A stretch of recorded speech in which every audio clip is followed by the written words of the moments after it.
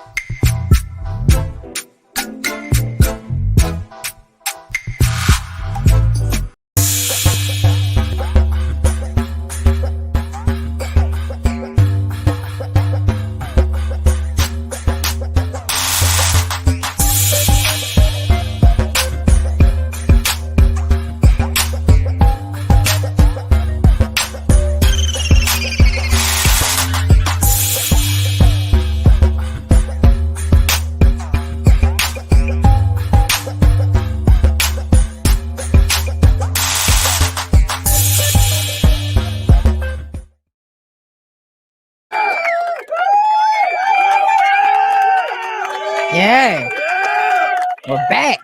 The Ooh Ladies First panel is back. Y'all ready? Yes, we are ready. Hi, everybody. What's Welcome going back. on? Hey, Listen, it's been a lot. I'm gonna do it again. we on are camera. back. Yes, and on camera. Okay, That's right. we on camera. All right. It's been a minute, but we back with the jump off. Okay, goons in the club. Okay, something jump off.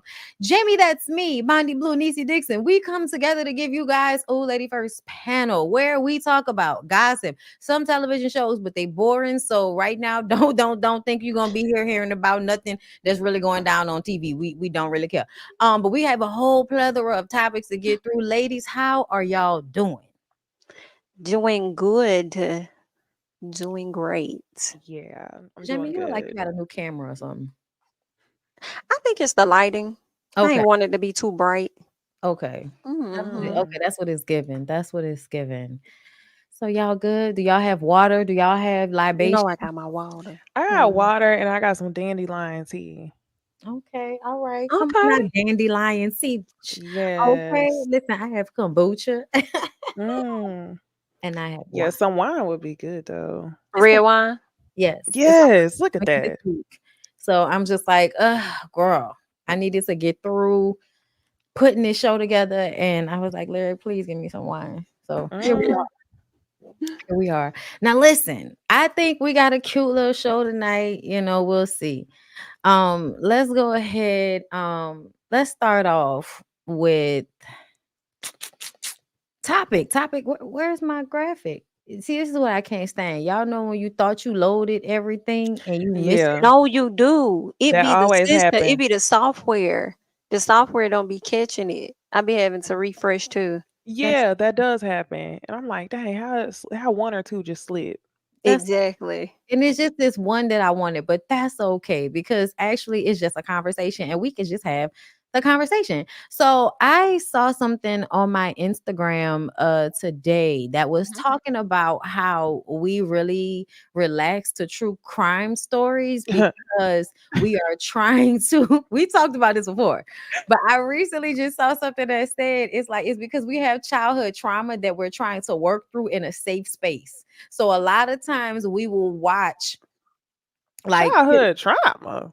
yeah, like I'm a matter of fact, I'll play the video for y'all so y'all can hear Please. what son said. Hold up. Cause I think I saved it. I hope Cause y'all know I love me some true crime. That's what I got on my agenda tonight. Oh, me too, girl. Like I found on Hulu, and that's why I was like, this is gonna lead us to giving our, recommendations for true crime stuff that we're into. Because I've been watching a lot of stuff recently, and I know y'all probably have too. Because it's been some good stuff. All right, so wait, let me share my screen. Hold up. Where is it at? There we go. All right.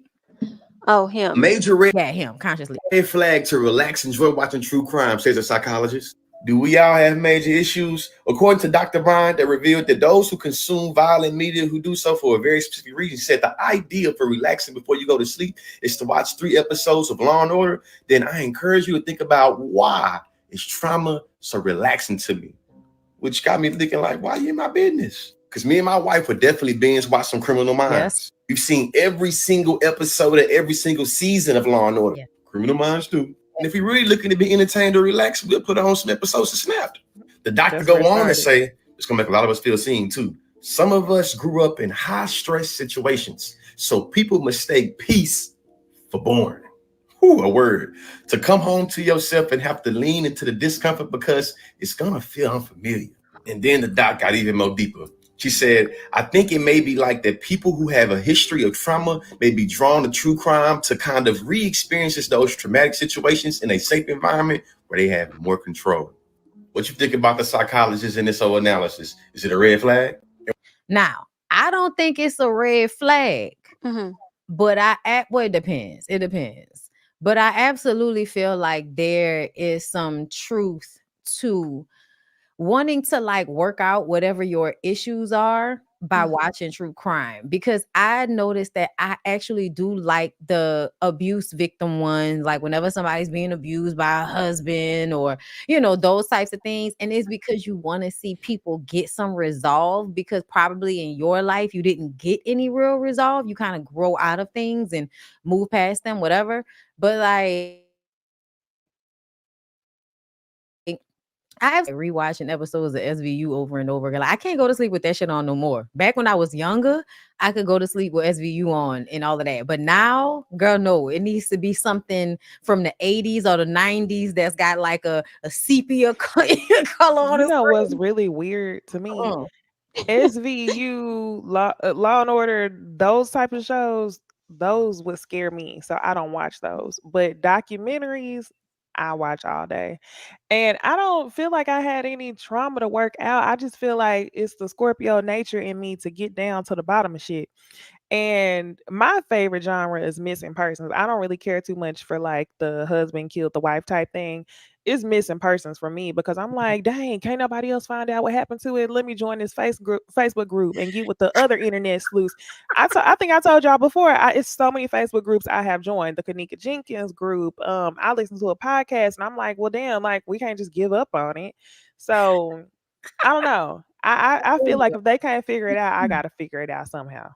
Yeah, I'm with you, Necey. Like I used to be able to kind of watch that stuff.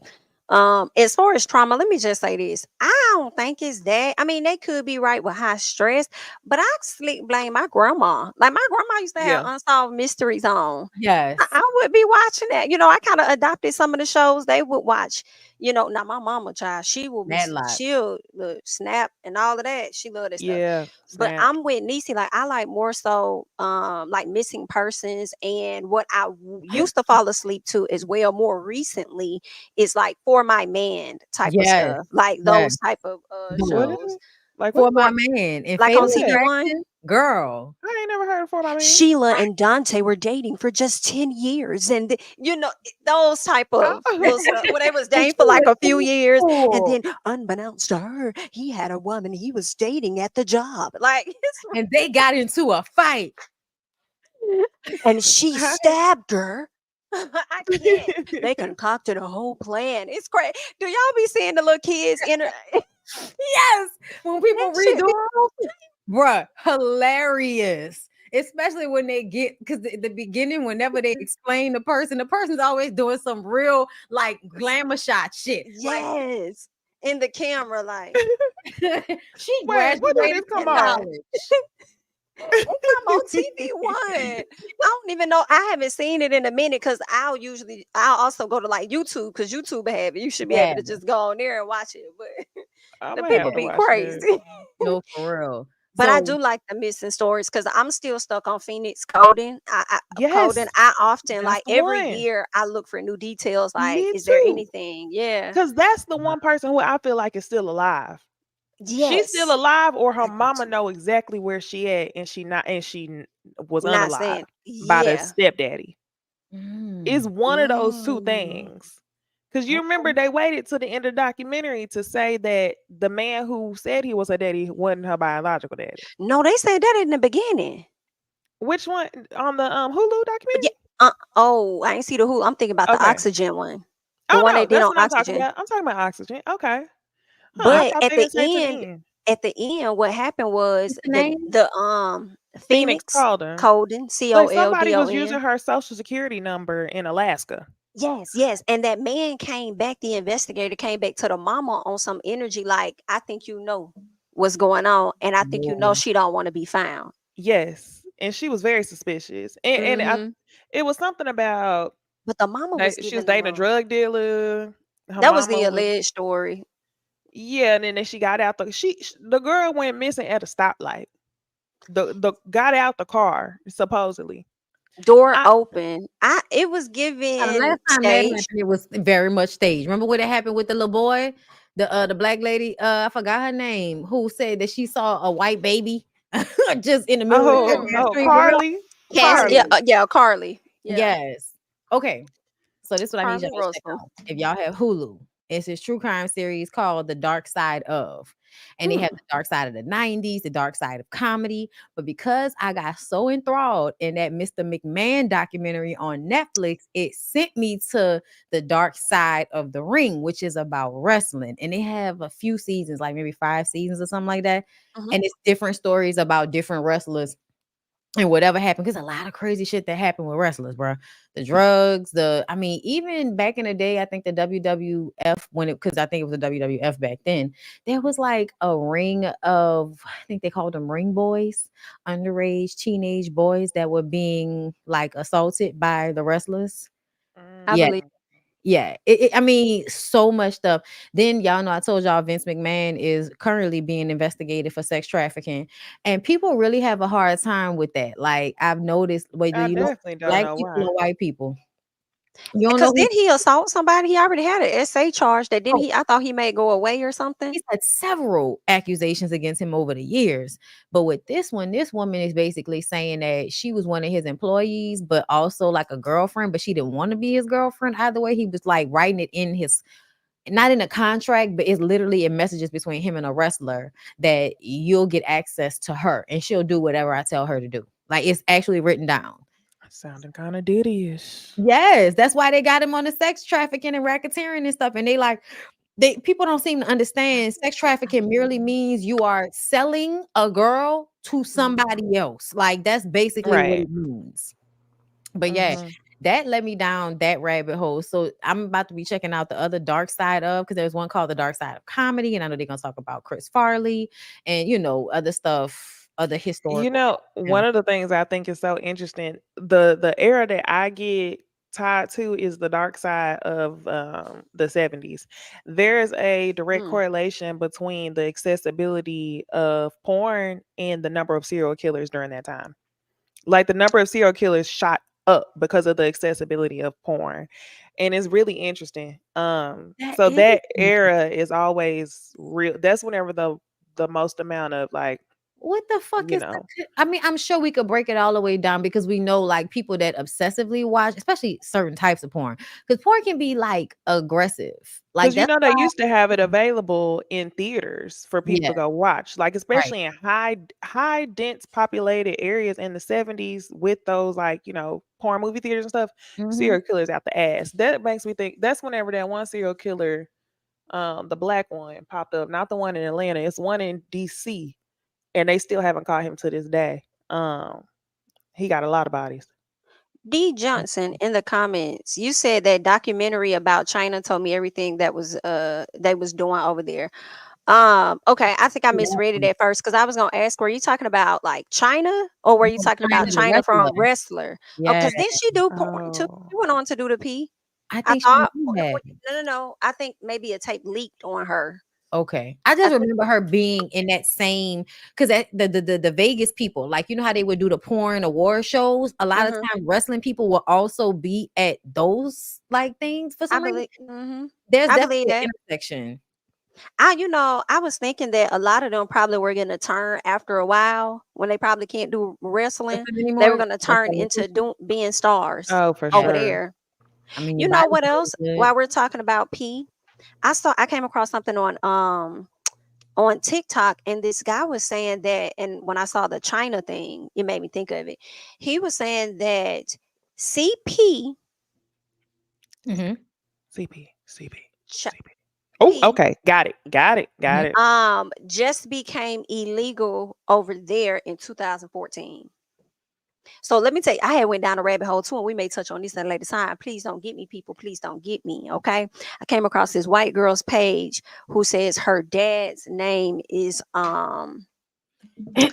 something Chubbs or Brian Stubbs, something. I'm gonna find it. But anywho, he owned this website. First of all, she said that she believed everything Jaguar was saying, and it's like pipe Mm-hmm. down. But basically, she said that her daddy was trafficking her and her twin sister. And when her Oh. twin sister wanted to come out about it, they locked her. He put her in a mental institution or whatever. Now she's afraid for her 13-year-old brother that's at home. She said her dad used to own this website. It was the first online website to order pizza. And she said pizza stood for.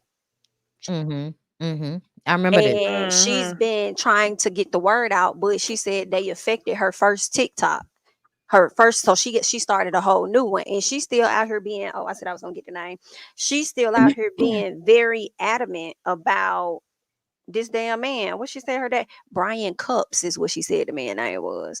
So she's been over here Sounds like familiar. he's in technology. He's heavily into technology. And yeah, she been going in. It's so many videos. I was in a rabbit hole last night, like, oh my God. That's where the pizza gate Man, comes from. send me Because the the Mhm. TikTok Pizzagate story video. was capped. Just to be clear, as far as we know, the Pizzagate story was capped about the actual pizza place being a front for, you know, trafficking. Basically, they investigated that pizza place and it wasn't true. It was basically somebody that just said that, but it's because they might have been confused, basically, like Mm. Mm. because it is pizza in another, realm. Mhm. They take it in places where no nigga is actually talking about pizza. This is a pizza place. Oh, Like, then this the other thing, right? That I'm kind of starting to believe her just a little piece. So she said that her first TikTok got like struck, like she can't do no activity, so she started a whole new one. So she I think she put out like a though like change.org where she's trying to like get people to sign and like expose her dad. Then she called out her mom and them for trying to tell people that she's crazy or this or that. She said she's alleged, I'm gonna say allegedly. She said her daddy didn't got folks clapped before. And she ain't trying to be on that number. She said she tried to turn him into the FBI, but the FBI saying they want an address of hers, and she's not willing to give that because she don't want her parents to know where she at. And her mom, I went and I saw that her mom did write a change.org saying something about her, saying something about her daughter, that something about psychosis or something. Basically, she trying to say she got mental issues or whatever. But what really got me, that made me believe the daughter over the mama, was because the mom in the messaging, it said, why would you want to mess up somebody's livelihood? I said, bitch, that's what you care about? You care about your always, livelihood. You always the don't care money. about your image and which. Okay. Okay. So I Y'all say, let gonna me mess just it keep my up. little eyes over here and see what the hell going on. But that's crazy. Like she been putting out a lot of stuff. Like Okay. she's staying on her daddy neck. It's crazy. And she said he's tied to Diddy and other Oh, folks. And that's why I'm like, oh my God, it's so much. I'm Yep, telling that's her, you, Crystal. That's her. Okay. Okay. the Let me woman go that's ahead on and is put that in my Madison search so I Pierre. can go down a rabbit hole later I on. know, I know. Let me write that down. Y'all know I be making paper notes, not like an old person. You know what? You Um, said write that Fact. down. You have your notepad? I got my listen, note app on my phone. okay, and we're I gonna like get writing my into it. notes. Me too. I do. It's something about it. I miss my handwriting. So, with that being said, let's move on to the next topic. So here's the next question, and we're gonna go ahead and pull up the video. I just left off of it. Where did it go? My girl. Hold up. Refresh. See, I can't stand. I know I had that saved. I know I had it saved. Hold up, y'all. Let me put us back full screen and let me try to get it because I had it and then I had to switch it to look up that other shit. Back. Huh, that's an interesting title. Well, because the girl was like, I think it might have been on site because now it's looking like I didn't save it, even though I know I did. Because I literally saw the little box colored in before I came over here, girl. But the lady was basically saying that she feels like marriage is sex work to some degree. And I just kind of feel like I wanted to know everybody's opinion on that. Because to me, yes and no. What Like, do you mean by sex work? that's why I'm Yeah. trying to find a goddamn clip. I'm so mad. Yeah, I'm trying to find it for you. Hold on. Because I could have sworn I had it saved right before I clicked off of it and came to the other post.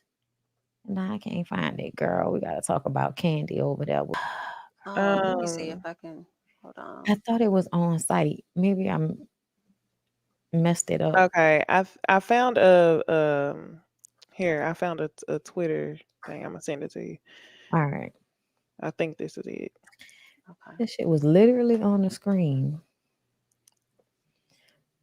I got sent it in the DMs. Okay, I got it. Tell me, I think that was it looks like it might be what you Yeah, talking. that's it. That Okay. is it. Perfect. Okay. It was somebody else's you know what I'm saying? Shit. Mm-hmm. Okay, but hold up, because I want to take it full screen, but I need to come over here and do this. Okay, let's do this. I'm guessing it's full screen. Hmm? Is it full screen? Yeah, we can see the DMs. Y'all can still see the DM? Uh-huh. Yep. Yeah, we can't see the tweet. Ugh, okay, hold up. What did it do? Girl, the internet. Well, oh, okay. There she go. Is, and this is going to be very controversial to say, but marriage also is sex work because a lot of women, what they're doing Ooh. is, yeah, and this is controversial to Go say on. I'm gonna because hear this. Say this. in your definition where you said earlier about prostitution, where you Mm-hmm. know, like you sleep with a man, you get money, or you hang out with him, you get money. Why I say marriage is prostitution is because what happens is women engage in marriage from a place where, okay, he's gonna take care of you financially, and there's a home for you both Mm. to live in. And what you are doing is you're fulfilling a role. So you're going to either be some sort of like homemaker, homekeeper, you're raising and rearing the kids, and you are partnering with him and sleeping with him in the hopes that the trade off will be that you get validation, love, and upkeep. And the man understands and believes that if he continues to fulfill that role for you, then the arrangement works because marriage is an arrangement. Now, why I say it's prostitution is because whilst it's not necessarily on the surface, you're fucking for a transactional exchange, there's something that you're fucking for. But then there's the basis of a relationship.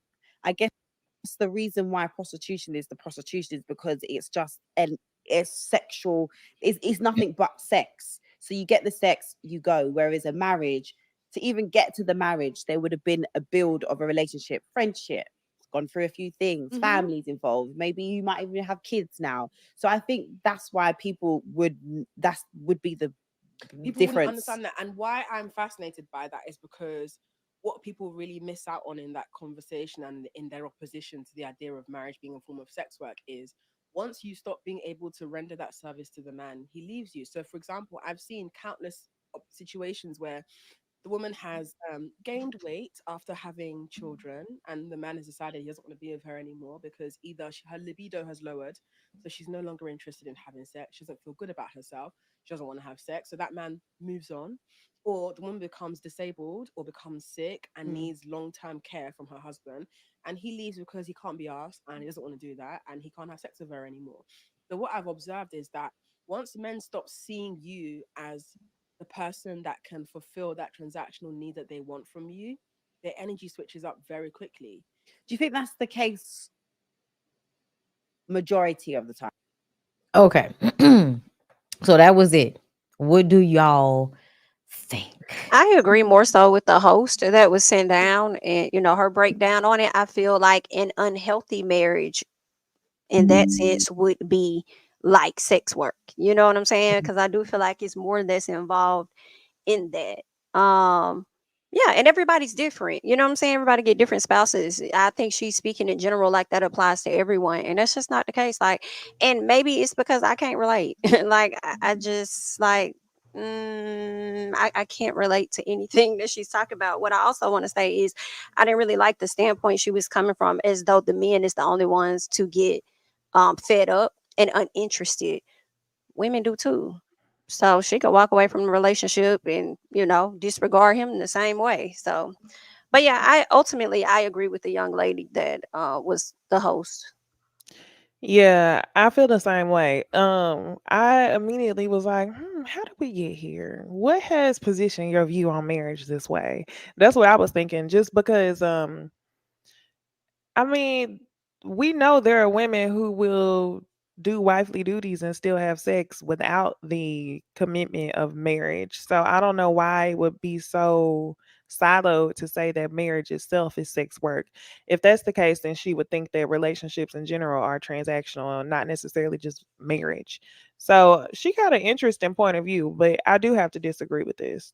Yeah, because like sex work, like just like the girl said, it's like a one-off thing. Whereas when you're in a marriage, there are levels to it and you're building to something. So I just don't even see how you can even put the two in the same Okay, category like that. I can. And that's because I feel like marriage started out as a transaction. Marriage in its original form is not about love, it's about ownership and land and family. I'm talking So if about the my bartering. What's it yeah, called? Right, but What's the since it's deed? evolved, you know what I'm saying? And people have now gotten married for more than that. I it's still only can't really been see like her the point. past it's only been like like less than 100 years, then I feel like people have been marrying for love. But longer it's been a transactional situation in order to progress the wealth of both families or one or the other. Okay.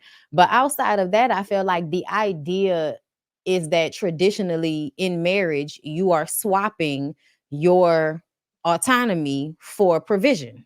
Like you give up you for y'all so that he can provide. And that's not everybody's situation, of course. But I do feel like that is the intersection. The intersection is where people are absolutely being married so that they can be financially secured.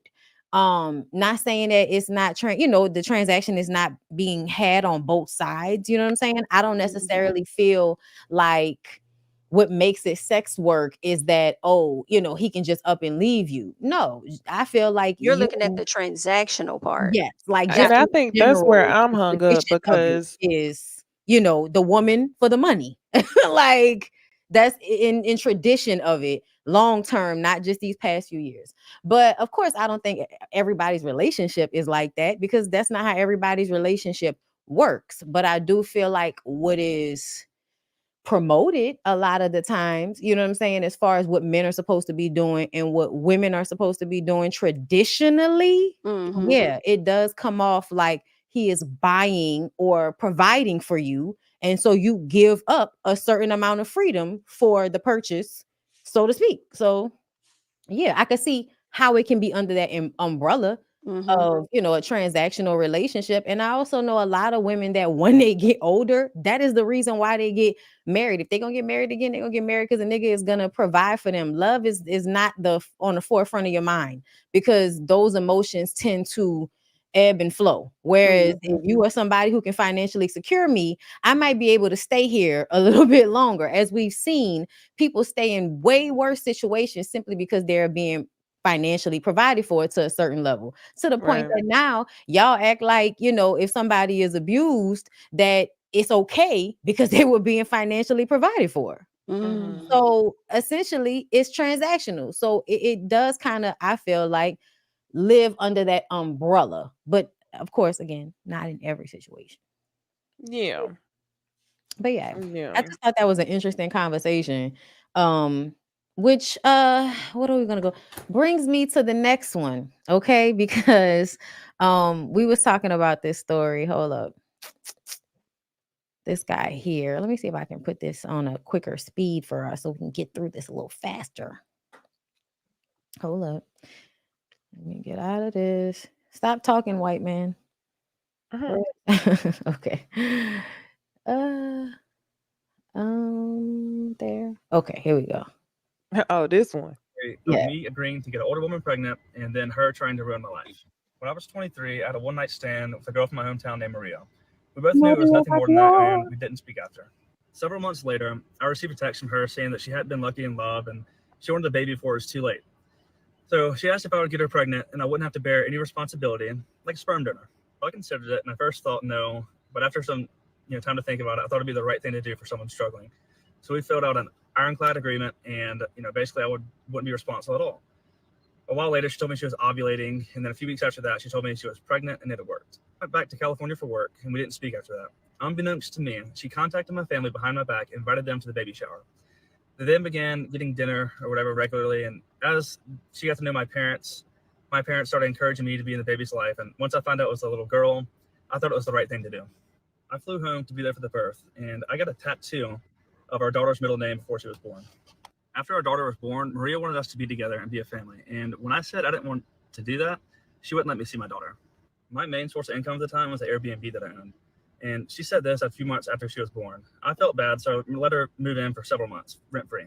Once she moved out, she told me this: I've never done anything to warrant supervised visits, but I agreed to keep the peace. I would come home as often as I could to see our daughter, and things were okay when I was there. These are all from her Facebook. One Halloween, I didn't want to wear matching costumes with Maria, so she wouldn't let me see my daughter for a while. And when our daughter was being baptized, I drove a 14-hour round trip from Nashville to attend. And because I didn't want to see Maria the night before, she didn't allow me to come to the baptism at all. Soon after this, she served me with child support, saying that our original contract wasn't valid because our daughter didn't have a social security number yet.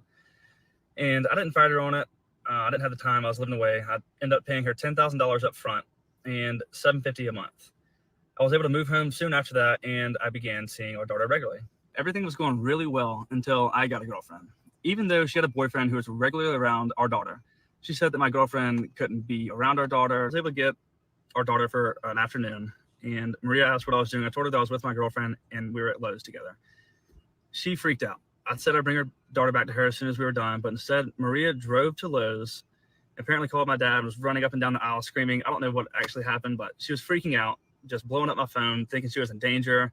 And keep in mind, my girlfriend is a mom as well as a nurse. Our daughter was never in any danger. When I offered Maria and my girlfriend to get to know each other so they'd be comfortable, my daughter being around, she immediately said no and called my girlfriend a word that rhymes with chore and refused to get to know her. Maria then made a public post saying that I was a deadbeat dad and I hadn't seen her daughter in weeks. Here I am with our daughter just a few days prior to this post. I also left my best friend's bachelor party a day early so I could be home for Father's Day, and she still wouldn't allow me to see her. She even said this to my grandmother. She had her friends comment mean things on my girlfriend's social media multiple times, even though my girlfriend has never been anything but nice to Maria. Because Maria tends to do this, I want to make sure that she doesn't twist the story and make it seem like I abandoned our daughter. I recently found out that our daughter isn't mine. I don't know who the dad is, but I've had 2 paternity tests done, and they both say this. I believed Maria when she told me that I was the only possible father. The situation was weird, but I was always happy to be a dad. I knew that Maria already knew she was pregnant. She had to have when she asked me to get her pregnant. I didn't think that was something that someone would lie about to another human being. Not only to me, but my entire family as well. Everybody's distraught about this.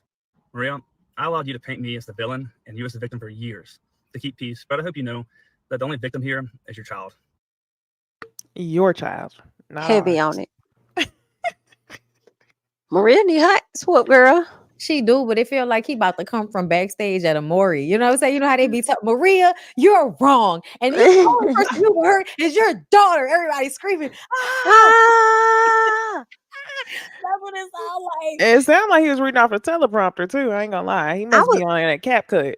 I agree, because his eyes, the way his eyes were scanning, I was like, is he reading? He wrote it all out. He had to get it all out so he would be able to explain clear and concise. And let me tell you something. This let me know you didn't really care like that from the beginning. You must come from money. It must be like, oh, I got somebody pregnant. We'll just take care of it. It's fine. Because why didn't you get the DNA test off rip? Because $10,750 a month. she was, bruh, he gave her $10,000 up front. You got money. That's why. But to me, I feel like he wasn't really trying to be there for that child until that girlfriend came into the picture. Because to me, you should have been got that shit done. It's giving you is paying her for her to leave you alone on some slick shit. Like, I know you would pop in and take pictures with the baby and all of that. But essentially, he like, I was out of town, right? Like most of the time he's saying, I'm coming in from out of town. I wasn't there. So he did say his parents encouraged him. So you actually right. He wasn't interested, it seems, because he didn't. Because also she positioned him to not be interested, right? And then Mhm. parents encouraged him to come around. But I think that girlfriend, I think Maria did it to herself because that Mhm. girlfriend probably started looking at that girl and was like, she looks Uh-uh. nothing like you, Well, did y'all and see encouraged the the follow DNA. up? No, No, Okay, so let me tell y'all about the follow up please do, so if we I don't can have to find watch it. it.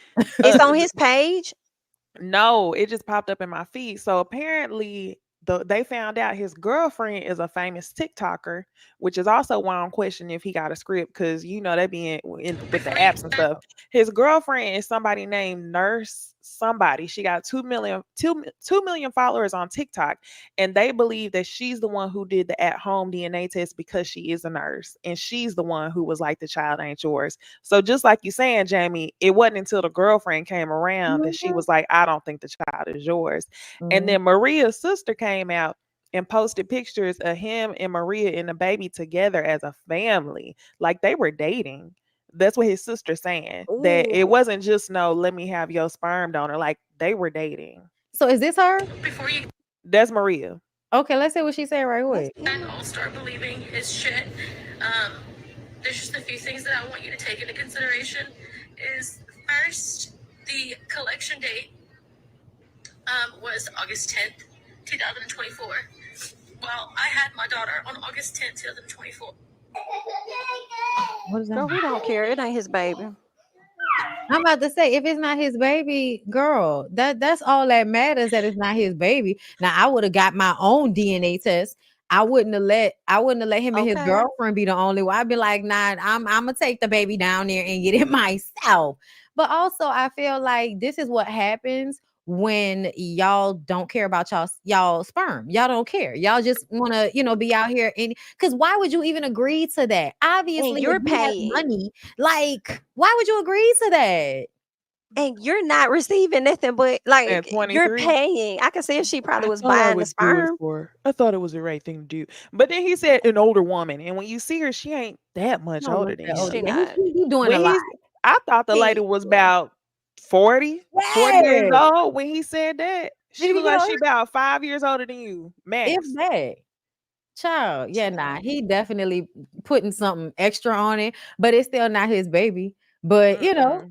listen, all I feel like this is why y'all should probably get them DNA tests. Now, I don't feel like it should be mandatory, but Yeah. I feel like if a man wants one, then you should have to have one. I do, Mhm. and then I don't Oh understand why yeah. it's such a hard thing for you to do. Nigga, go get some of the baby hair and then take it down there. Like, what's the problem? Do what Kirk Yeah, do. if the father wants one, they should have to. But here's my next hot take. I thought of an app idea. Like maybe I should create this app. You know how people always want to be, oh, get the baby DNA tested.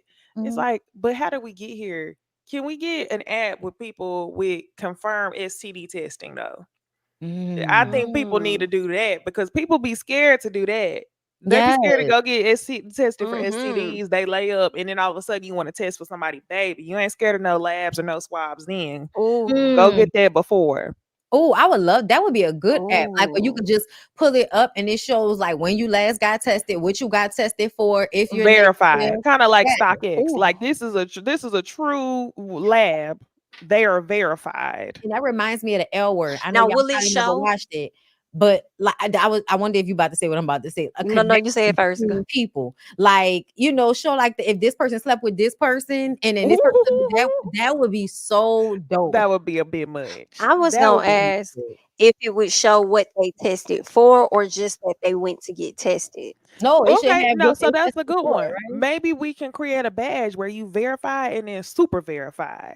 So like you Oh, verify for the you get a ones that blue you can check. get So then I removed. have more questions because my questions are they putting this in willingly, agreeing and Willingly. signing agreement that Yeah, you are putting your information out there? Because Yes. other than that, it's a violation. yeah. Exactly. Yes, it would be They'll only never with people agree who to are it. willing to participate in the app. That's the cool And you kids know how app. much you could pay people? Like I could see people paying a That's the good cool. amount monthly for that app. I'm Mm-hmm. Mm. saying too much. Let me back up. Let me back up. Nah, that would be great. But That's a cool kids who app. wouldn't want to do it though? Black people, white people would do it. White people and Asian people in this country will absolutely sign up for that app. Black people and Latino people might be harder to sign up for. I don't know what it is about. I don't know what it is about, like maybe a religious thing. I'm not sure, but I feel like Black people and Latino people will probably feel more shame for their positive test results being on an app for everybody to pull up screenshot and then put it on social media. Possibly. Shit, I White mean, people really, will- if the freaks trying to be out here. Super verified. I'm Okay. super verified. Now, what? How about Listen, that? I Right. got it say right here. I got my my I got my double prescription. badge. I got my prescription. I cleared that up. I retested again. Like it's gonna give you the whole lineup, you dig? I was Okay. good. That's smart. Keep that in the think about that, Necey. Because if you could do it, bitch, you should do it. Okay. Developers, hit me up. But yeah, I'm not opposed to it. I feel like men really be on the internet crying real hard about, oh, y'all need to get like, dude, y'all really don't even be caring about that at first, that DNA test shit, because y'all don't want to pay for it, and then you don't want to go down there to do it because you just don't feel like it. It's so many dudes that be online pump faking about what should be happening, but won't go down to the courthouse Mm-hmm. to fill out paperwork or like they won't do anything that's just simple. They don't have nothing to do with them going to jail. And they'll be like, well, I don't like going down there to the courthouse because you never know. I might go in there and not come out. It's not the hospital, nigga. Do you have any warrants? Check before you go down there. Mm-hmm. Anyway, but yes, if y'all want to check these kids then, girl. Okay, do what you gotta do. All Yeah. right. So I want to move on to some TV talk. But it's not really TV talk. So I'm not really gonna play I'm not gonna play the intro, y'all. This is a lax show. If y'all know listen, we do it now. Okay, fine. Let me find it. Shit.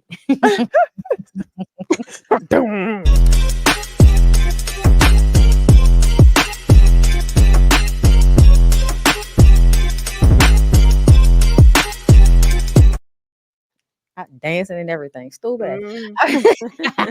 Y'all know Tia Mowry has yet another reality show, and I caught the first episode of the show, and I have to say it actually was like entertaining. Like I'm not even gonna lie, I was actually I was paying attention. Like I was like, okay, what's going on, girl? Okay, what you said? What happened? I forgot about that red carpet event, girl. Da-da-da. Mm-hmm.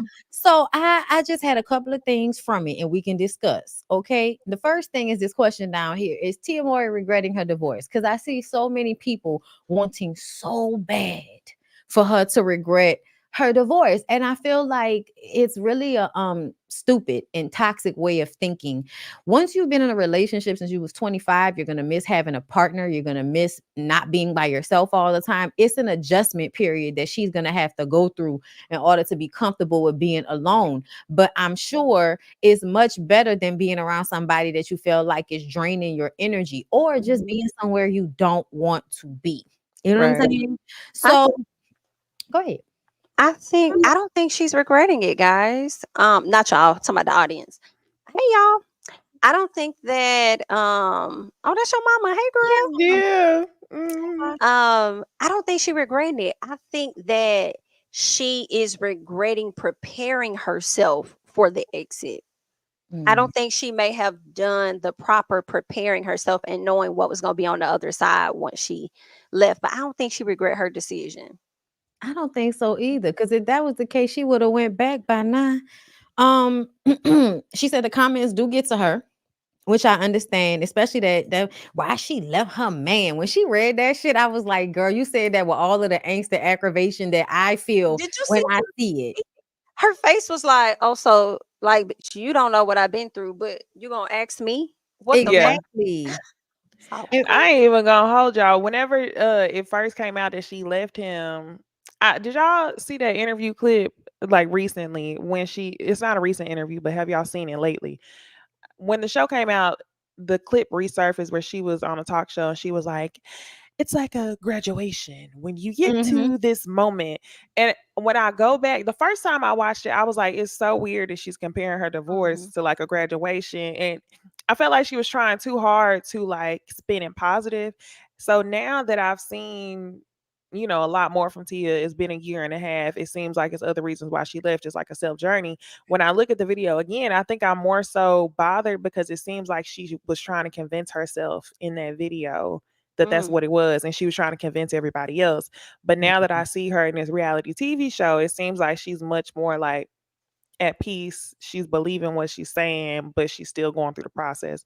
So I don't think she regrets it. But I think it is interesting if y'all haven't seen that clip in a minute, if you watch it again to Mhm. see and really like digest how she was looking and feeling in that Get it, clip. though. I get it. That's why I don't like fake positivity or like toxic That's how it felt. Yes, Yeah. forcing a bright side when the truth of the matter is you're sad, you're angry, you're upset, you want it to just be over. Whatever it is, like you should be okay to have those feelings too. And I feel like that's what I liked about seeing the episode is that her coming to the place of I'm just sad. I'm just sad. And I'm like, girl, sometimes I just be sad too. So I Mhm. whatever I reason. agree. I love that moment when she was like, "I'm not gonna do shit today. Like, I'm Yes. just Yes. gonna be in the house and I don't And want to be we bothered." I love Feel that. my I was like, feelings. I feel yes. you. I felt that. Me And I too. ain't know how to feel about the friends, y'all. So when the friends came over, I was like, that's great because you feel the love. But at the same time, when you don't want to be bothered, motherfucker, why is you here? Why did you send somebody I to was come do my thinking makeup and that. stuff? So I was happy for her. But then at the same time, it was like, I feel It's you like in she that just moment. So needed a it's like, I day. don't want to be bothered. And she was like, I'm Yeah. trying to be inside by myself for the whole weekend. Corey got the kids. Please leave me alone. And it was like her friend, her little assistant friend is just always like, it's my job to make sure that she's being Sierra. happy. And it's like, no, it's not. I know you think that's your job, but that's not your job. It's not your job to emotionally hold her up like that. She has to Yeah. figure it out on her own. I That's the whole agree. point of this. But yeah, I definitely like to see that dynamic. Her conversation with the other actress, Essence. Essence. Yes, Mhm. I Hmm. love Essence. But yeah, like I love the fact that she has that community around her because I feel like that's what you need to be reaching for. Like Hmm. the homegirl's gonna come through, y'all gonna drink wine, y'all gonna laugh, and then you can go home, cry, masturbate, and go to sleep. Like Right. Right. it'll be okay. Yeah. That's it. Okay, listen, pass out. Yeah. It's a good night. But it's a good show. I did enjoy it, and I really want people to stop making it seem like Tia is trying to like bash Corey because I don't get that either. Mm-mm. Like she always seems to be like, oh, You they're could not tell she father. could if she wanted to, No, Yeah. yes, but she don't. and he's When not Natasha saying said they anything don't either. know So, what you've been through these years, I was like, I want to know. Y'all could tell me. That's what I was thinking. I'm like, damn, what is it? And you know how she said that she used to think that her only duty was to be a wife, cook, mhm, clean, have kids, period. mhm. So I'm like, what was, I don't know. Why And did I you don't know to blame Corey for that or her no parents. right? No, but her parents are divorced. That's the thing. Now, after what, like 40 And years? they have been together for a minute though. I feel like they After Oh, recently divorced years, in yeah. 2010s, huh? I may have exaggerated on the 40, but they've been together for a very long time. And I think they may have gotten a divorce in 2019 or something. It's like more recent, I believe. oh, Excuse damn. me. I don't care what nobody say. I only needed to see that one clip of them on that Black Love show for me to know the dynamic that's going on between the two of them. That nigga is mean. He said, Let Like, me talk. I'm Can sorry. I I'm sorry. finish? Oh, I was like, I'm I sorry. was Go listening ahead, to that baby. the other day. That's funny. the way he I was like, I know that look. Bitch, you better stop. Now Y'all shut he's the telling fuck her up. not to cut him off, but as you listen to the whole interview, he stay cutting her off. I said, "Whoa, I can't stand okay." when people do that.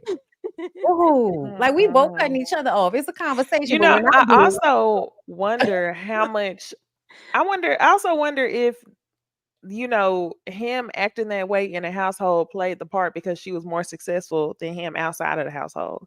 If he had to mhm, assert his dominance over her in that way because she yes, was more humbling. well known, more successful, right? He had to humble her, and maybe she felt that she had to do that in the name of being a wife. So she kind of just let him do it. She probably didn't realize it She until picked that time nigga went up on. off a bus stop. She absolutely had to be, oh Corey, my Yeah, man. She definitely probably had to do a lot of dick sucking, proverbially and literally, for him to I would feel think so. good. And it probably was never good enough.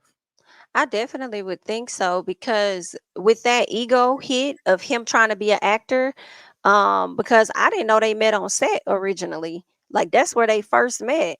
But he ain't really been booking nothing since that time. So I think them being in that marriage, she definitely had to rub their ego a few times because she was getting consistently booked while he wasn't. And then to be in, like, y'all saw her house, this shit is beautiful. So to be in her space and to know, I don't know everything. I'm on the outside looking in. I don't know what he really brought in, but we're sure with her legacy, she brought in more than him. So to be existing in a space that you haven't 100% contributed to, yeah, I think that played a major role. Yeah. Mm-hmm.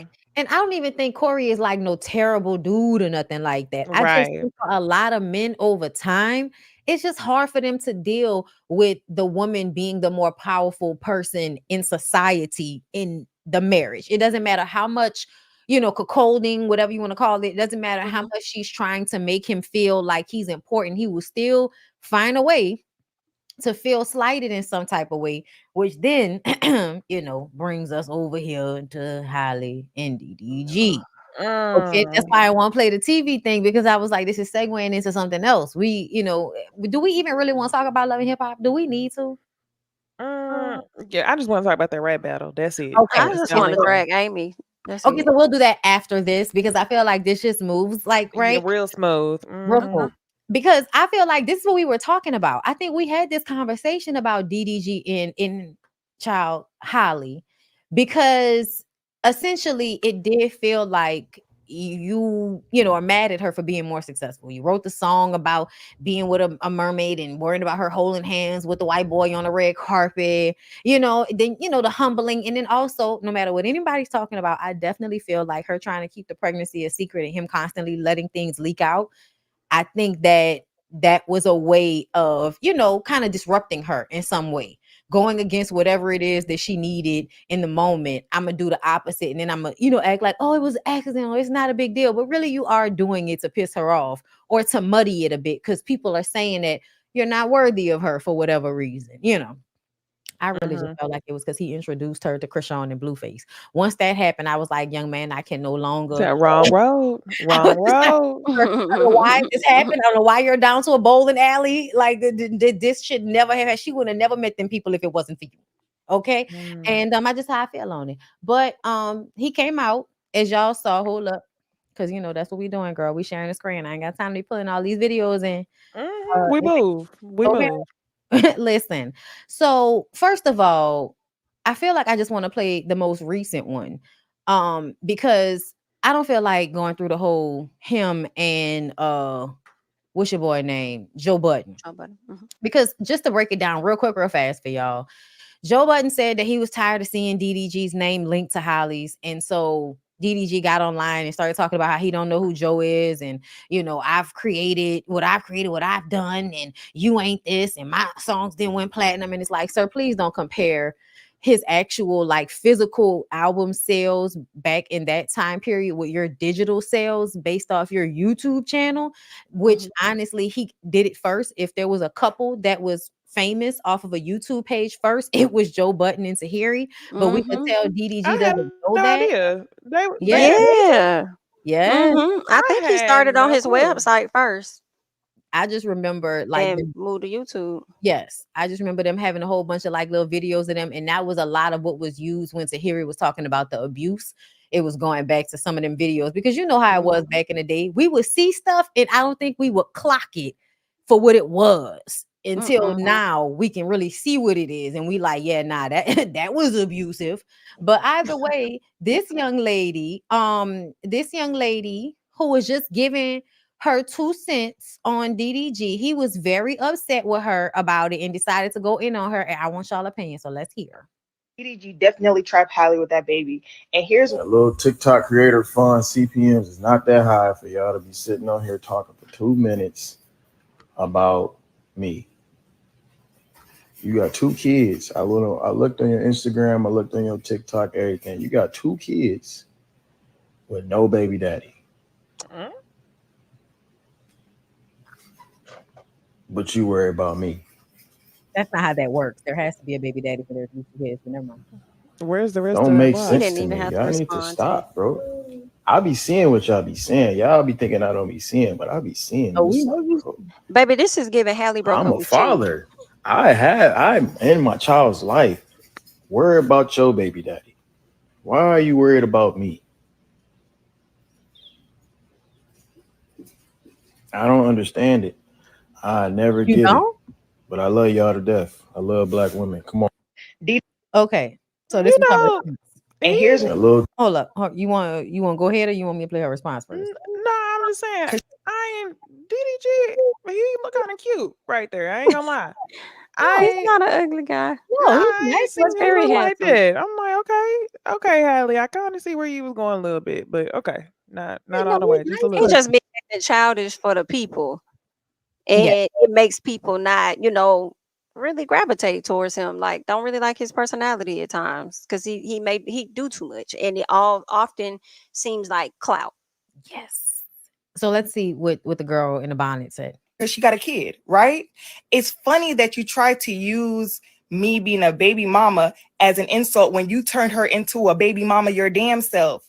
Why would I have my ex-husband Come on on. my page? And I understand, I know my kids look different, they're different complexions, but I promise you, one baby daddy, 2 kids, was married. Did you ever marry that girl? Was there a secret wedding I'm unaware of? Oh, I don't think so.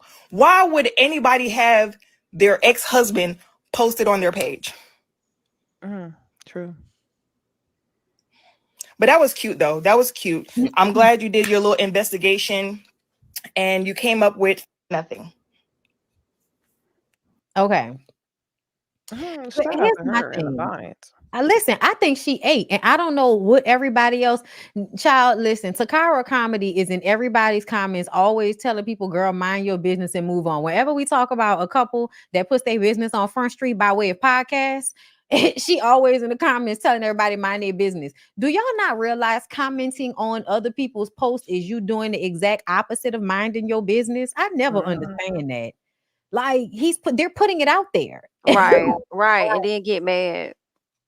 You put Somebody that said, out there. y'all keep saying she ate DDG up, but losing sight of the fact that she should never be this wrapped up in someone else's business. Girl. Wrapped up. So I can't have an opinion on the internet. You can have an opinion on the internet, but she can't have an opinion on the internet. Is that right? Yeah, I don't know.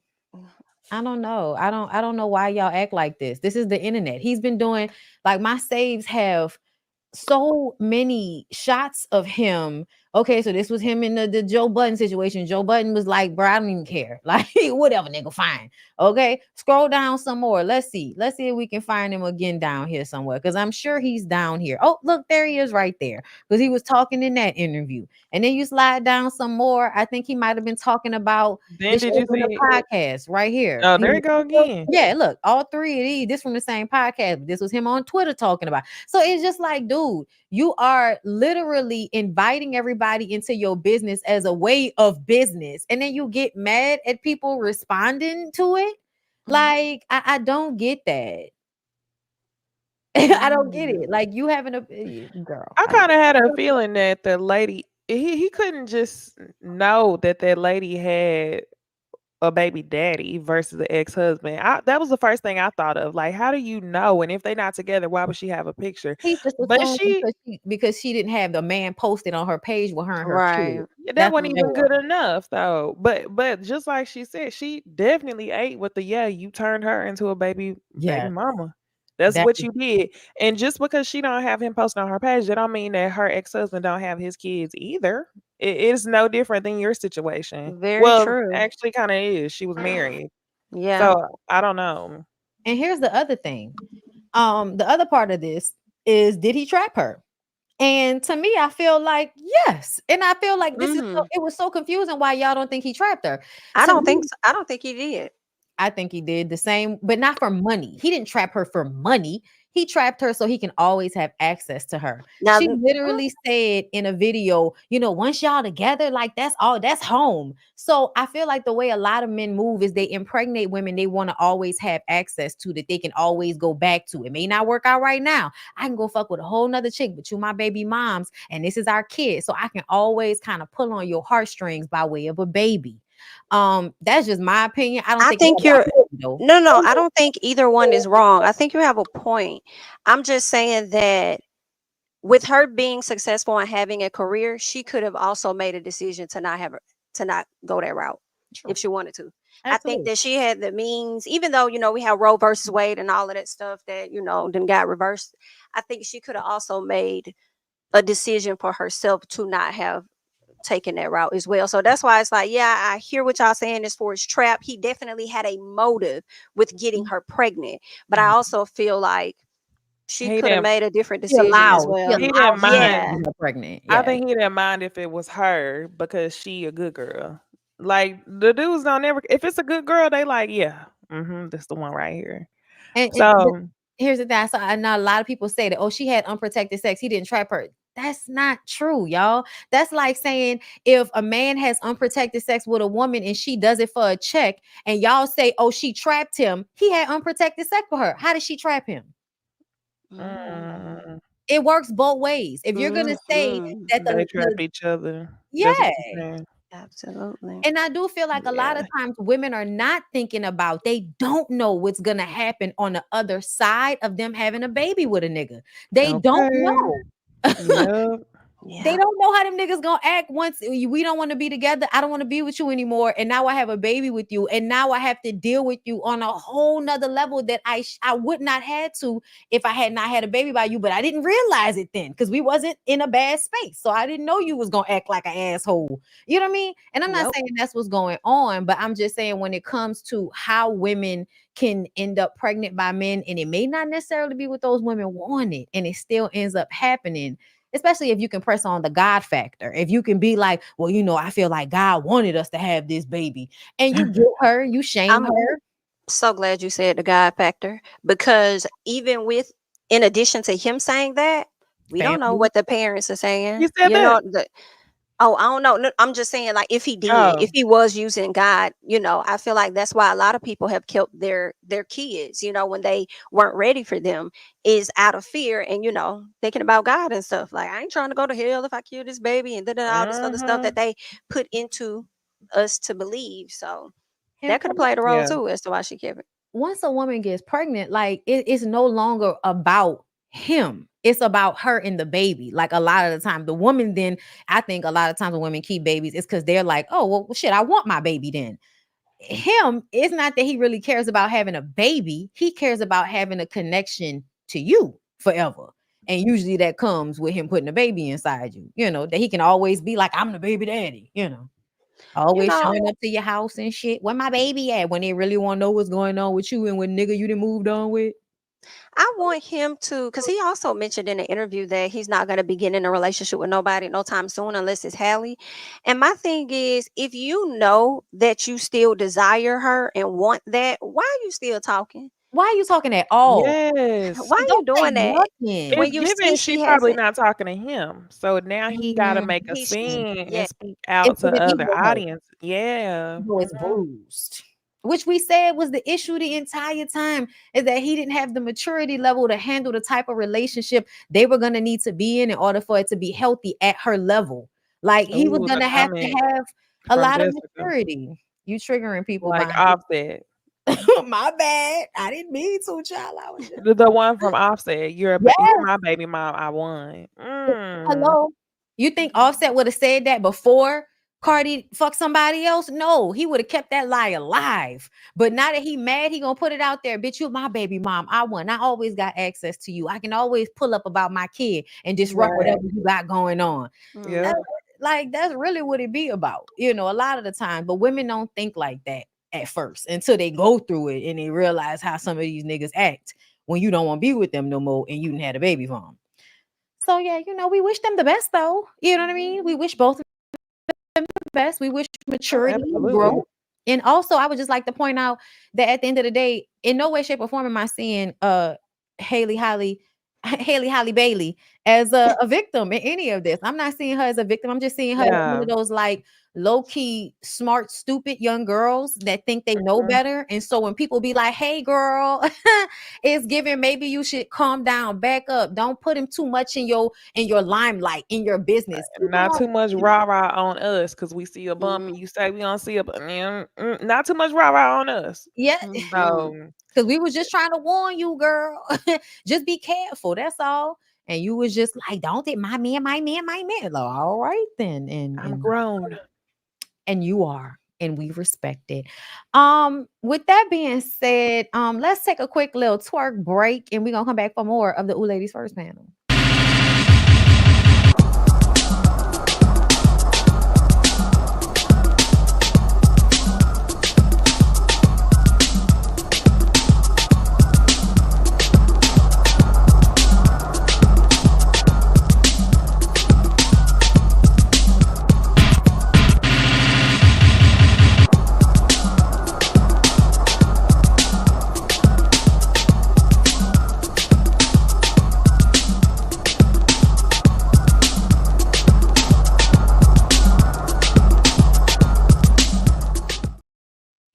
Okay, well, since we're really getting into TV talk, okay, Love and Hip Hop Atlanta, girl. It's been low key given, even though this last episode really didn't have much of nothing going on besides Kendra screaming to the top of her lungs with another woman that want to fuck her husband. Oh yeah. I'm sorry. Can we start there first and then we'll get into the rap battle? Yeah. Girl, I'm sorry, but Mo absolutely wants to fuck your man and then Thank wants to let you. you know that she can fuck your man. If That's she why wants she to. didn't exact whatever their argument was about. Their argument was about some type of other situation. It wasn't business. When Kendra said, "You've worked with me before, you've been in my house, and you couldn't hit me up and let me know, oh, it's not like that," it's because you wanted Kendra to feel insecure. You Yes. wanted her to feel away because you mad, because you hating. Because as much as you think you cute and you fine, you probably not as cute and fine as Kendra is. I've I seen didn't think so either. She kept talking about, yeah, I got a shape, I'm cute, I'm this. And I'm like, Mm-hmm. girl, you straight, but really? Right. you're not giving Kendra, bitch, which is why he married her. Yeah, when I saw Kendra in person at the award show, bruh, I was just like, oh my God. Like, wait a minute. Like, she is extremely beautiful. I feel like for some reason TV don't do her justice. When you see her in person, Mm-hmm. it's a different thing that happens. But Kendra, you either gonna stay or you gonna go, my girl. But we know you like to scream. I commented down on the clip on the internet and said they're gonna have some really good makeup sex after this. They got Yeah. to pushing back and forth. No, fuck you ain't fuck. Hey, y'all about to, I love you so much, Jody, girl. That's what it's gonna be. Yeah, that's what it's given.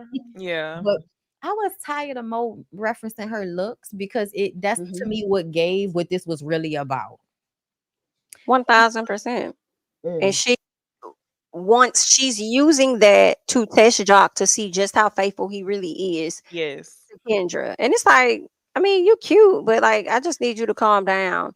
I felt like she owed Kendra an explanation. She I did. did. You If you think that can she should have reached out to Kendra first? Well, once it came once out, it I got feel out, like she yeah. should have hit her up and been like, I "Hey, don't it think wasn't what so. you think it was." If you were being genuine, I think Right. that should have came from her man. that And it too. did, but I feel like it could have came from both of them. If you've been hanging You around know, this it came lady, from did him. business with her, been in her house, like Yeah. it wouldn't have hurt to at least just be like, "Oh, just so you know, Shade Room put this out, but let me tell you what was really going on." It's just like, to me, out of respect, especially if you're gonna be around her often, because you're dealing with her husband. And I didn't like Um, Jock's response either. I felt like he was more on Mo's side in that argument, like telling Yeah. Kendra she was wrong. And I'm like, Kendra was not wrong. She did not escalate it. I guess you're not reading Mo's energy, because if you was to read it, it would be you drawing attention to the fact that y'all have some sexual shit going on between y'all. But mhm. that girl was absolutely like, I can have your man when I want to from the jump. That was her energy to me from jump. Cause she For like, I don't sure. owe you anything, bitch. You been in my house. You got my fucking phone number. You saw all of this shit on the internet. You could have hit me up and been like, hey, I don't want you to think it's because that's what if I'm somebody that care about my reputation and I don't want your nigga and it's some shit like that, I'm a text you immediately when I see that shit. Right. Like, hey, just to let you know that's some bullshit. I was not trying to fuck him. That dumbass nigga told that hoe not to let me in the club and I was cursing him the fuck out. It wasn't close like I wanted to fuck him. It was close like I wanted to hit him. Like, explain. But that's only because they have a prior relationship. That's the only reason I'm Then saying. she said I was here, but when she said I was here before you, I was like, what is that Listen, she about? was. I mean, did you catch the pound when he tried to get her that pound and she was looking like, "Oh, that's what we doing now? When we start doing Mm. pounds?" And Them then he tried to hounds. give her a hug to make it seem like it's not a side hug, to That's make it why seem like we good she type. holding shit. She was holding shit in. That's why he was trying to be more on her side in that argument, because he trying to Right. make sure she don't out whatever Yes. else is going on that Chill Kendra out, chill don't out, chill know out, about. chill out, chill out, chill out, chill out, chill out, chill out. But this is why Kendra Mhm. be looking stupid. This is why Kendra looks so fucking stupid. And I cannot stand me a book smart but street dumb ass woman. It's That's like, how it always worked. girl, That girl, is. to me, you need to have Mama Joe. If you're gonna be Mama Joe, you gotta have Mama Joe's energy. You don't step down off your throne for no side chicks and all of that. You have conversations with your nigga, and that's it. You don't That's why talk I'm to them. saying if Mo hit my phone, I simply would not have answered. We don't need to have no discussion. She's the help, right? She don't need to be calling me, having no discussion and easing my mind, because that's what Jock's supposed to be doing. Mm. You speak to me through Good him. point. But I feel like the only reason I'm saying that I would have done that is because you can't trust Jock. And Jock's stupid ass be lying all the time. So if I know how this nigga get down, I'm gonna be like, girl, I know you can't trust what he telling you. So let me go ahead and reconfirm for you it wasn't like that. But I also don't like nobody ever think that I want they nigga. Like, that's crazy to me. Like, girl, Right. I don't at all. I don't give a fuck. I don't want your nigga. Like, that's crazy. Okay. To me, that's a lack of self-esteem for you to even be standing there in front of that man and his I wife don't trying to want keep your yourself man. But I because I got it got it like that, that. but it ain't It even ain't even gotta gotta Gotta be be like like that. that. trying to be calling me back. Listen, my jeans over baby fat. Okay, so we got it. Kendra gonna always be screaming and hollering about Jaceel. We got it, girl. He gonna always be cheating. He just gonna get better at hiding it. Got it. Big face ass Amy. Girl, Big long torso face, ass, you mean? long torso, big face ass dinosaur bitch. I cannot deal with Amy, y'all. I thought that I was gonna like Amy like when she first came on the show, but the more she does not see how stupid she looks fighting over niggas that are not hers and that don't want her, that's the thing for me. That ex nigga didn't want you. He might fuck you if you ran up on him, but he wasn't showing no interest in you. So that was you playing yourself. Chaotic was playing in your face and then dusted your ass for Erica Banks last season. And now you up here all in Scrappy face. And Scrappy was like, huh? Me? Scooby Doo. Me? When? And Spice. That's what I really wanted to focus on. Let me tell you something. Spice wanted to fuck Scrappy. When Shekinah let that shit slip out, that she was like, because I'm feeling when Jessica and Chaotic was in the studio flirting, and Shekinah was like, because y'all making me feel like just when Spice and Scrappy was in the studio together, because they was fucking flirting with each other. We didn't see that shit though.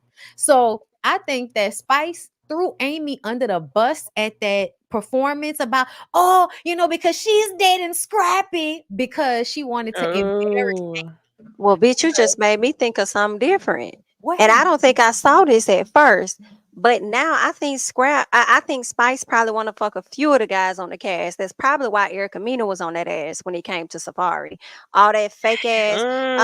My friend, he told. That's why you that's were my so willing to brother. believe what the hell he was saying. Spice is the one that's gonna fuck your man and lie to your face about it. She gonna be on his side. Nothing ever happened between us, and actually wanted and was fuck. Yes, Jock too. Jock, because she was Yeah. laughing and all of that when he was flirting with her. Yep. Going, Oh, you that's the one. Yep. That Mhm. was just the episode before last. Yeah, he Mhm. was flirting with her and she was like, I gotta go. And she left the yes. And she was Yes. giggling and shit, and she ran out. And you know how you run out when you low key, you flattered, like you want him to like you like Yeah. that. You may Not too not do much. that, but Not you too want him much. to like you like that. She Mm, loves that. She does. And I think it was the same thing with Scrappy. That's why she threw Amy under the bus. But Amy too fucking stupid to pay attention, because that was embarrassing for Amy for you to say y'all dating and Scrappy sitting up there like, bitch, when did we go on a date? Like, when did And that she happen? did that to verify too, to make sure to get a gauge on how Scrappy feeling about Amy. She definitely had her method with it. That's so disrespectful. So then it makes me question, if you like Scrap and you knew Amy was for the diss Bambi, then do you even like Bambi for real? No, you forgot mm-mm. that last season she got into it with Bambi and Ciara because of Erica, and they That didn't even do is shit to her. right. Yeah, That you're right. is right. At It was the almost they like was she out of wanted town. her. she wanted to have a fight with them. Honestly, I think Spice is one of those women that have internalized the colorism, and as much as she speaks up about it, it still affects her. So when she Mhm. looking at Sierra, she looking at Bambi, she's jealous of them. And you can tell because it's like I want to pretend like I'm cool with you because I'm Spice and all of that. But when it Yeah. comes to these niggas, I low key be, looking for a reason to hate on y'all because I'm low key jealous. Insecure as Well, fuck. that and the girls, yeah, the insecure ones be the girls that fuck on everybody, man. And that's So what it's she was given. Yeah, and she didn't need that BBL, but she went and got it. Sure And did. that's how her ass ended up, down there to the surgery table again. I mm, really didn't think she was fighting gonna for do her that. life. Girl, I was like the way Spice used to be slamming her body against the ground during her performances. I was like, why would you ever go and do that shit? Them hoes Yeah. used to be leaking on a set of Love and Hip Hop. You were there. Ah, Terrible. you Split know over. that just You know made me that's think probably of what happened. we not talking about Queen's Court, right?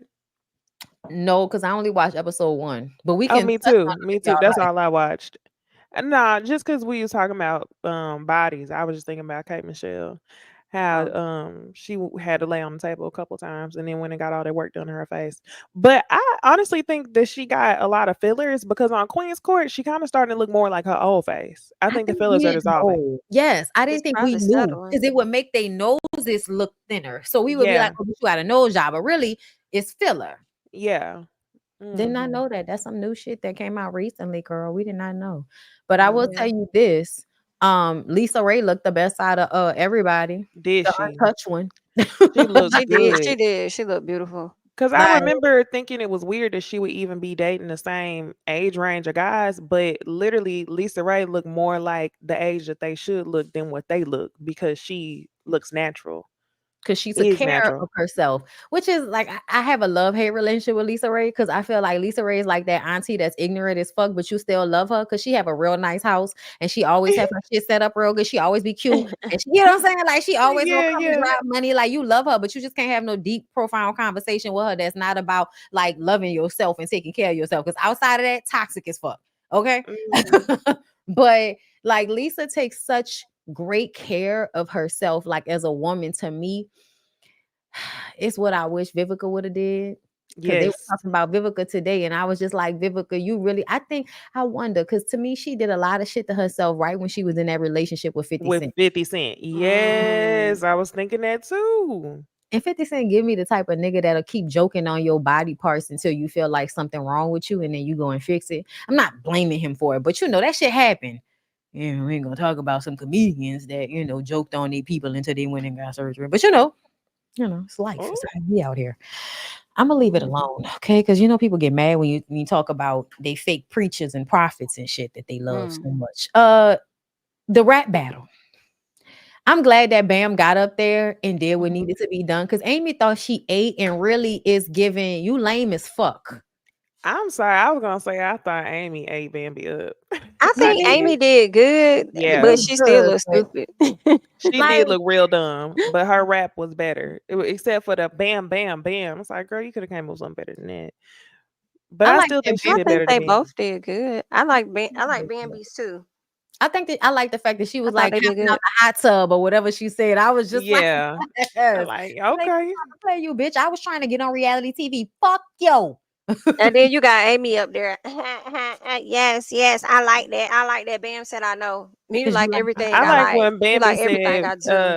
so what she said, Bambi said, feed them to the homeless. Talking about Yes. scrap. I was like, girl, here, Mm-hmm. bitch. You want my You only leftovers? got them because I ain't want them. The ooh, fuck? I loved it. Yeah. I was like, She you said, listen. don't think you finna come up here and diss me, and I'm not finna diss back. And I'm glad that Bam was. Oh, I gotta get in Rashida ass, but hold on. I'm glad that Bam was made aware of it so that she could respond because they didn't give Sierra the luxury of doing that. And Right. when Amy took her ass on that stage and said what she said, then Rashida wants to be up there and be appalled. Like, oh my gosh, you shouldn't have said that. Like, oh my God, you want to have a man's face in your butt that just got a oh my divorce gosh. from a woman. But you was the same one that was up there validating Amy when Amy was telling you about Bambi not telling her. And you said, yeah, if The that's my popping friend, ass I would bitch. expect that. And you didn't run back to Bam and tell her that this bitch just dissed her. She found out from somebody else. So what the hell you talking about? Sierra, not Sierra, but Rashida really got on my nerves. She was giving very fake. And you didn't Yeah. even know your damn raps yourself. Terrible. You and Zane, horrible. I don't Horrible. even know why Zayn is up there. Him and his whole wife storyline is so weird to me. Zayn reminds Don't me of she them look real old niggas. familiar? She do look familiar. I don't She know look what we've seen her hella She familiar. looked I like she don't. could have been on Ready to Love. something. She looks so familiar.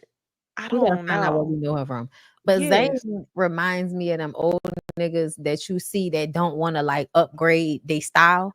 Like they might have been very much on style when they was in their 20s, but now that they in their 40s, they not on trend at all. And every time you see them, you got to make sure they're not on drugs because Yeah. it's given.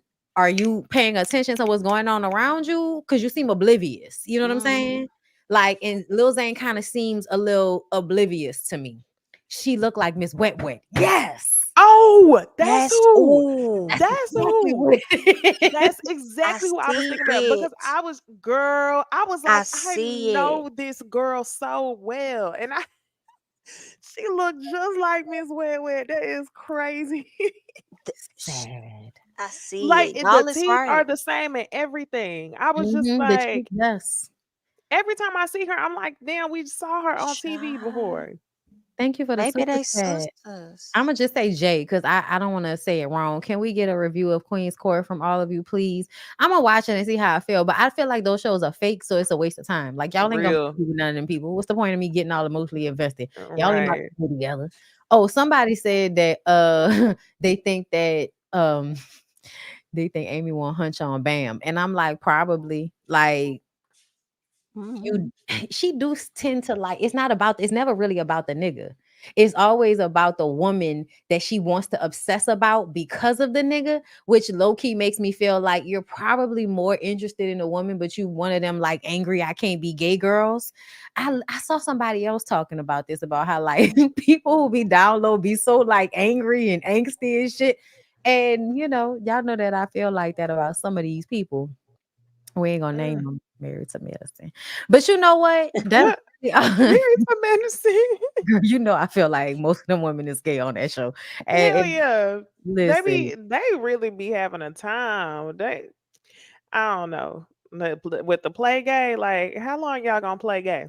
listen, y'all too old for this. That's what I'm Y'all too saying. young to come out the closet. It's okay, y'all got money. Who's gonna do something? Who gonna check you, boo?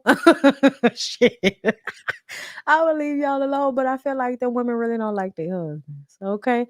Listen, people may say that about me, but I fuck mine. I don't I like both. Okay. Everybody's gonna leave me alone. Anyway, Pastor Keon, y'all. First of all, what the fuck is this nigga wearing? Can we start there? Like, he got a floral print button down on with a Christmas sweater vest on top. I He don't look know. like he was shopping off the clearance rack at K&G. Oh Lord, fake Just a Gucci. mix of things. Why his Shawnee not gonna leave this man. Help me in this house, Lord. after hold up after she finished cleaning her money through his church? But let's go on. Y'all know that's what I think. Anytime you marry a nigga like this, is so you clean some money through a church. I'm All like, right, he sounding real foolish. This ain't what Shawnee signed up for. it is.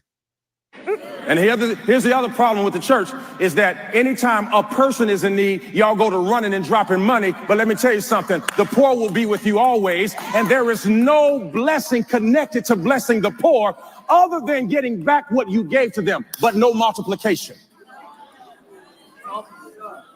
Multiplication Wait, people in the congregation didn't know how they felt about that, y'all. I know you heard that. is segregated for tithes and offering. When you give to the poor, the only thing you do is help them, but you don't help yourself. So when Y'all, I'm sorry, but y'all remember I always reference this. Do y'all remember on Vampire in Brooklyn where Eddie Murphy's character is a vampire, he turns into the priest and he gets up there and he gives a sermon about how evil is good? This is what that reminds me of. Because how the fuck you get up here and tell people charity ain't gonna help you, bitch? What? when you give $1 to somebody on the street talking about I did my job, God like, thank you, but it ain't gonna help you. Is that what Read God your Bible. How do you? I can't. Charity does not bring wealth. Oh, wait a minute. Why he walked up on us like that? Only the No, tithe does that. Look at his eyes. Matter of fact, Only you don't the believe me? Guess what tithe. I'm gonna do? I'm gonna preach on it. Hold And up. here's the other Let me because they done lost their Holy Ghost, but it's me and you. hold up. Is that the same iPad I have? It look like it. Oh, and by the way, for those of y'all like, why he talking to us like that? Okay, go to your Bible and look at verse 30 and 31 of chapter 42. The Bible says, when they returned back to Jacob, the son said, the man talked to us harshly. Because see, some folk you can't talk too nice. I've been talking nice for 14 years. I got my dukes up now. I'm swinging up, down, left, right, hook, cross, because you ain't listening to nothing else. He is upset that y'all are not giving him that money that he wanted. They say this came before him asking for that Me in money. this house, which Lord, is because they done lost their Oh, it did? Oh, so They this is said old. they saying this came out before he started asking folks for that money, which is so funny that he talk about people being poor. Then God put you in a position for you to need money because their church had a little bit of damage. So, but you said charity does not bring wealth. So my question is, did you get that money for your church though? Mhm. And that is a word. The Okay. way the pastors on TikTok have been eating him up. Not the Oh, pastor on really? TikTok. Yes, and coming with their own Bible verses to show that he is not of the Lord. I have been enjoying it Embarrassing. as they Whew. should. Because, like, what the hell is you talking about? Yeah, no, I don't think that's what they really said down to that Bible, but y'all gonna keep letting people, prophesize to y'all, even though they not real. Speaking of, let's go over to my shit right. I blame y'all for this. Mm. Is there something called programming that we are programmed to? You know, she wrote the Matrix. She spoke to the woman that did. No, do you? I'm saying, do you? I definitely did that. Brother, God bless you. brother, do you know that she wrote the Matrix? That she wrote the movie. Come on, baby. Come on. I'm on you. I'm on you. He honors me in such a way. Bro, am I lying? No, I'm on you. I'm on you. I'm on you. Bro, hey, You honor me. Listen to me. Haru, am I lying? Yes, you are You lying. I know. I'm just like, yo, bro, like that's all your bread. That's all your money. You honor me. And I'm gonna tell you why. They try to take your movie. That's cute. You doing music and you wrote the fucking Matrix. It's adorable that you doing music with people. I mean that. Okay. Why they cut his hair like that? I don't know why they cut his hair like that. But what I'm gonna say about this is these two people know that they're full of shit. But they also think it's funny how many of y'all believe everything that they say. So I think Orlando was like, I'm gonna just throw out something completely nonsensical and see who actually believes this shit. I think they sit and laugh about how y'all believe their lies as truth just because they throw some true shit in there every now and again. He definitely be over there acting in his interviews. Mhm. But when he was doing Bad Boys Club, he was his damn self. I guess he didn't want to get jumped or beat the hell up or something. Now I know these interviews would definitely be an act, and I just don't know. Like I be trying not to keep up with Oh. Jaguar. I just I didn't pay attention to nothing she said on Pierce Morgan. I did see that Pierce Morgan came out and because Beyonce's lawyers hit him up like, hey, you are a reputable news organization over there in England. So do us a favor, don't make me sue you. Take that shit down. And people keep asking, why didn't they sue? Why didn't they sue Jaguar if she's lying? I'm like, because she don't have an address to send the lawsuit to. That's what Claudia Jordan said. Claudia Jordan said, I would have sent the bitch a cease and desist, but she don't have an address. Yeah, And why then did she bring Claudia Jordan into it? I don't know. Remember, okay, so one of the stories that they was telling is that Jay-Z unalived a former mistress named Kathy White, and that's Blue Ivy's real mama. And it's either he did it or Beyonce did it. When Beyonce came out with the country album, there's a song on there where she talks about blood on her dress and all of that type of shit. And it's obviously a song, but because they put it with this Kathy White song. Kathy White was friends with Claudia Jordan. So Claudia Jordan comes out and says, this is all a lie. Me and Kathy White knew each other the last time we was together. We went out, we went to a theme park, we went on rides, we drank. Like she was not pregnant, because that it was in a timeline that they alleged that she was pregnant. So Claudia comes out to say this is not true, which is so funny. I feel like the only reason a lot of these conspiracy theories that we've been ignoring are actually being like brought to the front with some, volition to it is because of the Diddy shit. Like, but I also feel like we actually saw evidence of Diddy being ain't shit for years. For us to believe these stories about him, it's not the same. But I didn't realize how much a lot of these conspiracy theories was gonna need to be like addressed until Claudia talked about Kathy White. And now I just saw Free. Hold up. Let me go back to my saves. Free, who used to be on 106 in Park. She came out to tell y'all that it's a lie. I think I saved it. Here it is. Where's the kid? I be reading it all the way thinking y'all got a real question. Cut it out. I say it one time. Free has no biological children. You cotton picking fools? Cotton picking nuts. Free gave birth Monday. 50 and Jay-Z was there. She gave birth in Brooklyn at Methodist Hospital. Who do we shout out to? Oh, hell. Beyonce. What you gonna do now, B? Let's get some flowers together to send over to Methodist Hospital. Congratulations to Free. Right. Let's get some keep your head up flowers together to send over to Beyonce. And some damn you flowers to send over to Jay-Z. So the story back in the day that Wendy told was that Jay-Z cheated on Beyonce and had a baby with Free from 106 in Park. I don't know how that even came to be besides Wendy telling it, but I feel like y'all should know that Wendy lied. Like sometimes Wendy absolutely was telling y'all shit she knew and information, that she got. But Wendy, there are times when Wendy was probably lying about shit. I'm just saying. But Yeah. It's yet to be seen. She could be hiding a whole fucking child, but they feel like everybody got a love child for Jay-Z. Jay-Z didn't say it a whole bunch of times. I don't have no outside child. Not the father. The kid isn't mine. He said it. I said it for a million times.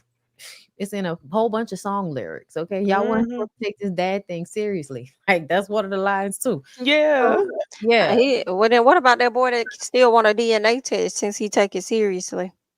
I really feel like that kid literally feel like I look like this nigga, so I want a DNA test. And I feel like having facial features like Jay-Z is not out of the norm for Black people. And then he said something about it was it him or was it a girl? I went down some YouTube rabbit hole and they was talking about how this is before he got famous. Like when he was a drug dealer, his mama had got with him and his mama passed away, but her best friend is like, that's your daddy. I've seen it on YouTube. That's gross. Yeah, it is old. Yeah. I believe I thought it was like the early stages before people knew him, but it could have been that time frame. But yeah. His mom slept with him. I thought his mom was a girl. Never mind. His mom what? Is a lesbian, but no, the boy's mom from YouTube. Oh, the boy's mom from YouTube. The boy's mom slept with him, so that's why he thinks that's his father, because the mom passed away, and the best friend of the mom is the one who told the son that Jay-Z allegedly she believes is his father, but they haven't taken a test. Yeah, and he's been in courts and stuff trying to get him to take it, but I guess Jay giving him the runaround. I mean, I'm not about to do no DNA test for no random motherfuckers either. Like, that's kind of weird, but shit, he could be the daddy. We don't know. We know Hov is probably guilty of some things. We just don't know what they are exactly just yet. But I'm sure we'll see as time goes on if there's something to be revealed. I don't think it's gonna be too much. I've been seeing a lot of people like, you next, Jay, you next, you going down. I'm like, I don't know, y'all. I think it has to be some like I definitely don't see Jay-Z at no freak offs, in my opinion. I could definitely see him having like some connections to Diddy that they might not want to be connected because it could, like, I don't know. Maybe the person who did the dirty work for Diddy is employed by Jay-Z in some way. I don't know. Mhm. I'm I'ma hearing tell you so what many things. I think. I think you probably are on those tapes, but in like consensual situations or situations where girls were drugged. But either way, I think at some point, if that did happen, and that's only because I feel like Jay-Z is not exempt from this shit. You was hanging out with Robert Kelly when you shouldn't have, and you was absolutely Oh, still they did a hanging with whole. Diddy when you shouldn't have. You Oh, was he was hanging out with R. Kelly? I think they yeah, did a whole absolutely. album, didn't Yeah, he? album Or is a tour or best something. of both worlds. Oh, a tour. Yes, yes. And Okay. Jay-Z ended that tour because of shit that was going on. You know what I'm saying? Yes. Like that, it ended abruptly. So I do feel like he might have been involved in some things in the way Diddy liked to secretly record people. I feel like there was probably a time period when Jay-Z had to kind of like kiss the ring until he got to a certain level and he was able to go in and probably buy up all of his evidence from Diddy. Like, hey, anything you got on me, I want it. That's possible. That's Mm. what I assume. Because that's what I mean. If you get to a certain level where you could probably punk him and being cool with him at the same time, rock brunches and all of that. It was only a few years ago that y'all was still rubbing elbows. You may not be partying with that nigga no more, but you definitely was still hanging around him business wise. So that makes me feel like you was just playing nice and cool, but you had really backed up off of him personally a while ago. And I think you do that because you got to protect yourself because you see he's spiraling out of control. That's another thing. I don't think Jay-Z is addicted to a drug, and Diddy's addicted to a drug. So I'm sure that showed itself when they were around each other. And when you see people getting high up there on supply and all of that tweaking, you be like, yeah, this nigga tweaking. He about to start unraveling. I need to make sure he don't have nothing on me. Like I can imagine that being the way, Diddy thought of, Jay-Z thought about how he would deal with somebody like Diddy if they have stuff going on. So with that being said, unfortunately, y'all, begrudgingly, sadly, one of my favorites, Devante Swing, is now being named in the lawsuit as a co-defendant alongside Diddy and Aaron Hall. Now, y'all, It's killing me they put oh, this old picture of him because everybody like, yeah, y'all know him. yeah, no, because we need to see, we need y'all to see how fine he was, so you can't trust how fine these niggas be. Yes. You cannot Yes. trust how fine these niggas be. Now, I ain't about to read all this. I read it earlier. I'm gonna break it down to you.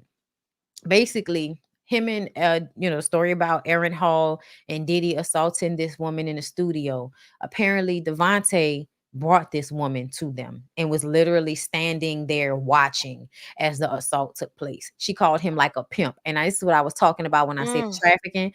Girls that they be friends with are girls that think they come in there to fuck them. And then the Wow. dudes introduce them to somebody else and then leave them with those people. This is basically what they accused Tupac of, but I don't think that it actually went down like that. Remember when Tupac got arrested for grape and all of that? He didn't actually grape anybody. It was because he had invited this girl to the party. It was his party. She gets assaulted at his party. So he's then liable for it. He goes to jail for it. Everybody else who was involved all of a sudden disappears. So he said, which made me feel like it was a setup. This situation, on the other hand, they basically explained that Devante brought her to the studio. Aaron Hall and Diddy assault her, and Devante's just standing against the wall watching. So yeah, now he's being named. Everybody going down May 2025. And this ain't the first time I've heard about him being Wow. involved. I heard about somebody said that Diddy showed Jodeci a tape of him assaulting somebody or fucking somebody. And this is how, maybe that was Aaron Hall that was saying that. Aaron Hall, remember, because Aaron Hall had that terrible video of him screaming about how, yeah, I used to fuck the piss out them girl. I used to fuck, and I would show them other niggas that I fucked the bitch too, just to let them know. And it's like, oh my God, like he one of them, he not rap too tight, so he don't know that what he's saying is assault. Like you don't, like it, but you think that nobody else is picking it up. Like we still in the 90s or some shit like that. Now, mind you, y'all, I wasn't even gonna bring this up, but since we talking about how back in the day we used to like not really understand things, and now we see it differently.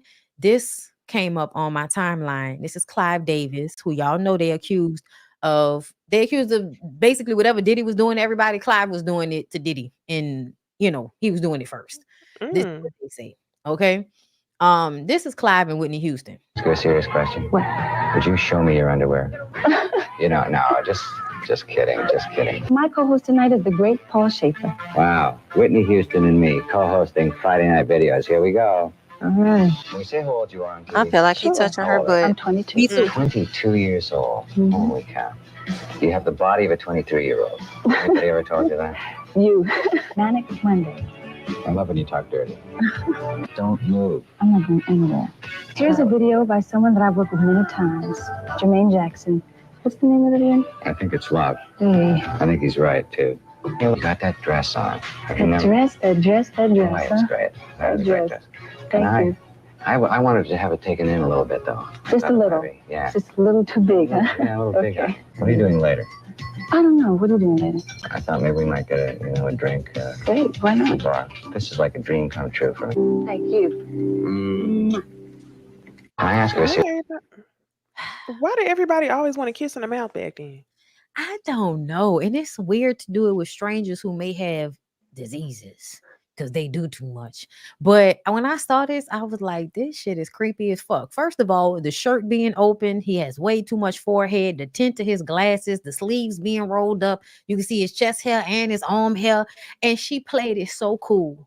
She played it so cool because if she was to respond to this in a way that I'm sure she wanted to, she probably would have got, dropped from the label or some shit. Everybody forgot like he was her. Somebody said that's not Paul.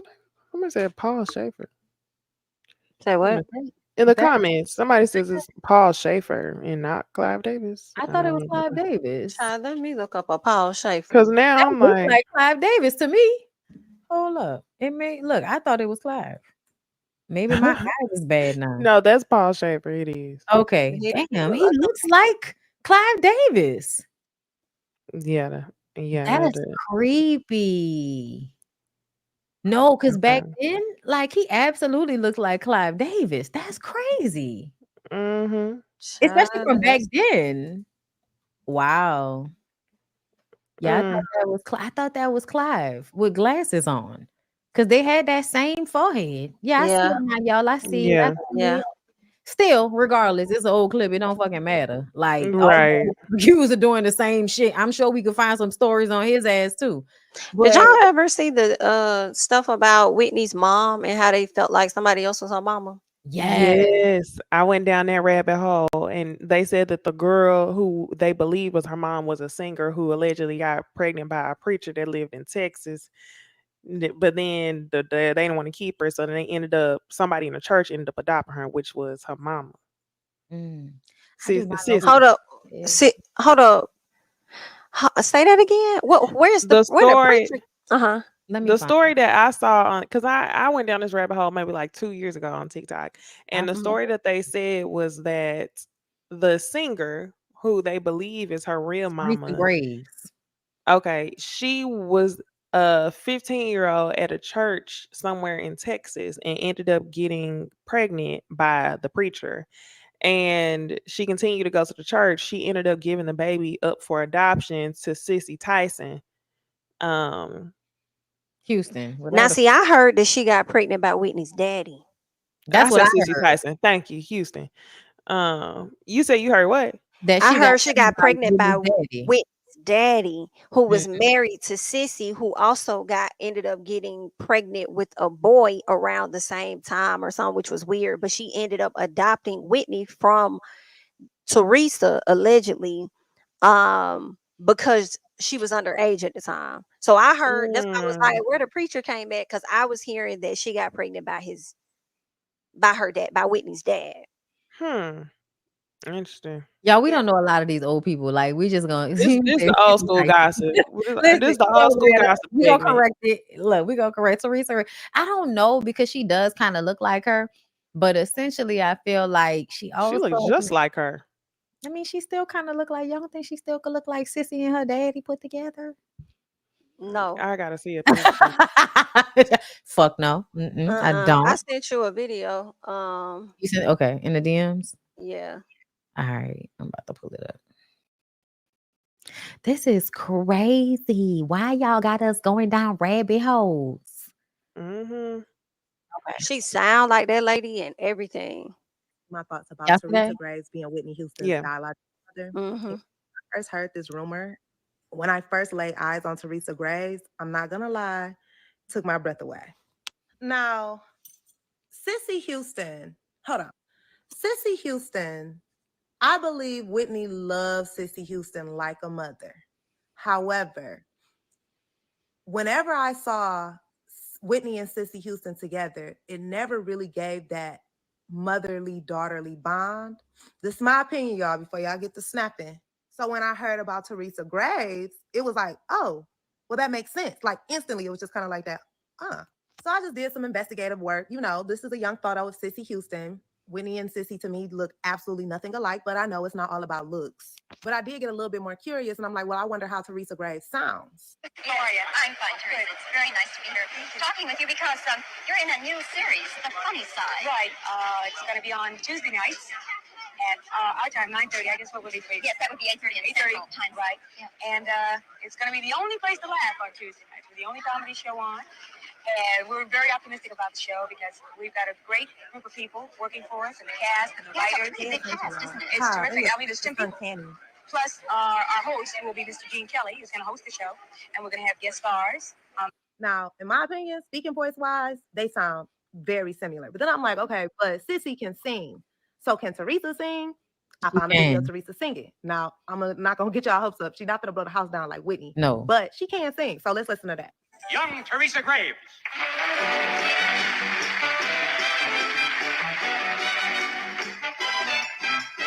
I want to do all the things we man wants girl to do, baby. I didn't play the whole thing because I didn't want to make this video super long, but you can see the whole thing on YouTube. Just put in Teresa Graves and you can watch the whole thing. But just from that video alone, like her stature, her frame, like mannerisms, it's kind of creepy. I'm not gonna lie, like they look so much alike. Like if they have no relation, then they just look very similar. And that can happen too. Now the rumor was John Houston, Whitney's father, had an affair with Teresa Graves. Teresa Graves was like a triple threat back then. She was a singer, she could dance, she could act. She had a very successful career way back when. So we might not know her, or she might not be a common name in this generation. However, back then she was popping. But during that affair, she allegedly fell pregnant and she was underage. Not fell allegedly. pregnant. So due to Teresa Graves like an illness. and young, and I'm assuming not wanting to get John Houston in trouble, allegedly Sissy Houston agreed to adopt Whitney and they raised her as their own. These are just rumors, you guys. I didn't make them up. Teresa Graves ultimately ended up passing away in October of 2002. It was said that Whitney was in a depressive state around that time, so people were correlating it to Teresa Graves passing. And then ultimately Whitney's father ended up passing away 6 months after. But I'm curious, I want to know your thoughts. Have you guys heard this rumor before? Have you ever seen Teresa Graves? Have you ever heard her speak? Have you ever heard her sing? Is it more to the rumor that I don't know? Please comment below because I'm very interested in this because y'all know I love Whitney Houston with all my heart. Okay, so this is why I think it might be true. Okay. I think it might be true because we know that Sissy did not like Whitney. She may have wanted to turn her into somewhat of a amazing singer and an artist, but I also feel like she did not like her. And a lot of Whitney's contention, if you watch old documentaries about her, she used to be like, you know, aggravated with her mom. Like, I want to please her, but I can never really please her. So it does kind of feel like how you would treat a child that's not really yours, who you low key kind of mad that you had to raise, but you also see how beautiful and successful she can be. So you want to try to, like, you know, make some of that because of you. What? What, Necey? I'm sorry, I'm laughing for two reasons. I'm laughing for one, because when I watched this video, I realized what my brain did. I said that a pastor in Texas, but I think I was thinking about Houston. So my brain turned the story into pastor in Texas when it was really the last name Houston. So yes, I heard this story just the way it was. But the second reason why I'm laughing is because one of the comments said y'all should be ashamed these people have passed. And I'm laughing not because they passed, but I'm thinking about how I seen the videos where it'd be like me and my best friend gossiping about anything, and it's just like, ooh, like it's fine. And that's kind of where we at. Ooh, it happened. We gonna talk about it. Happened. Yeah, We got to talk about it. Rest their souls, but shit. Speaking of rest their souls, I do want to highlight real quick. when Teresa Graves passed away, I always thought this was weird. She passed away due to a house fire, but she was asleep when the fire, when it happened. Like, I forgot how he exactly said it, but she died in a house fire while she was asleep. And I'm like, some about that just sounds so suspicious to me. And that happened around 2002, and that was around the time that Miss Whitney was in her depressive state. I don't know. I just thought that was weird. So I'm like, did somebody intentionally do that? I mean, it's a Just lot of never shit know. they was hiding. It's a lot. Yeah, I mean, y'all know, especially old Hollywood. Old Hollywood hit everything. Girl, it's somebody Everything. on TikTok who only covers like old Hollywood gossip, like Black Hollywood gossip. I got into the Pam Grier podcast last year, where she talked about her life. She talked about Richard Pryor and all that good. Yeah, he was terrible with her.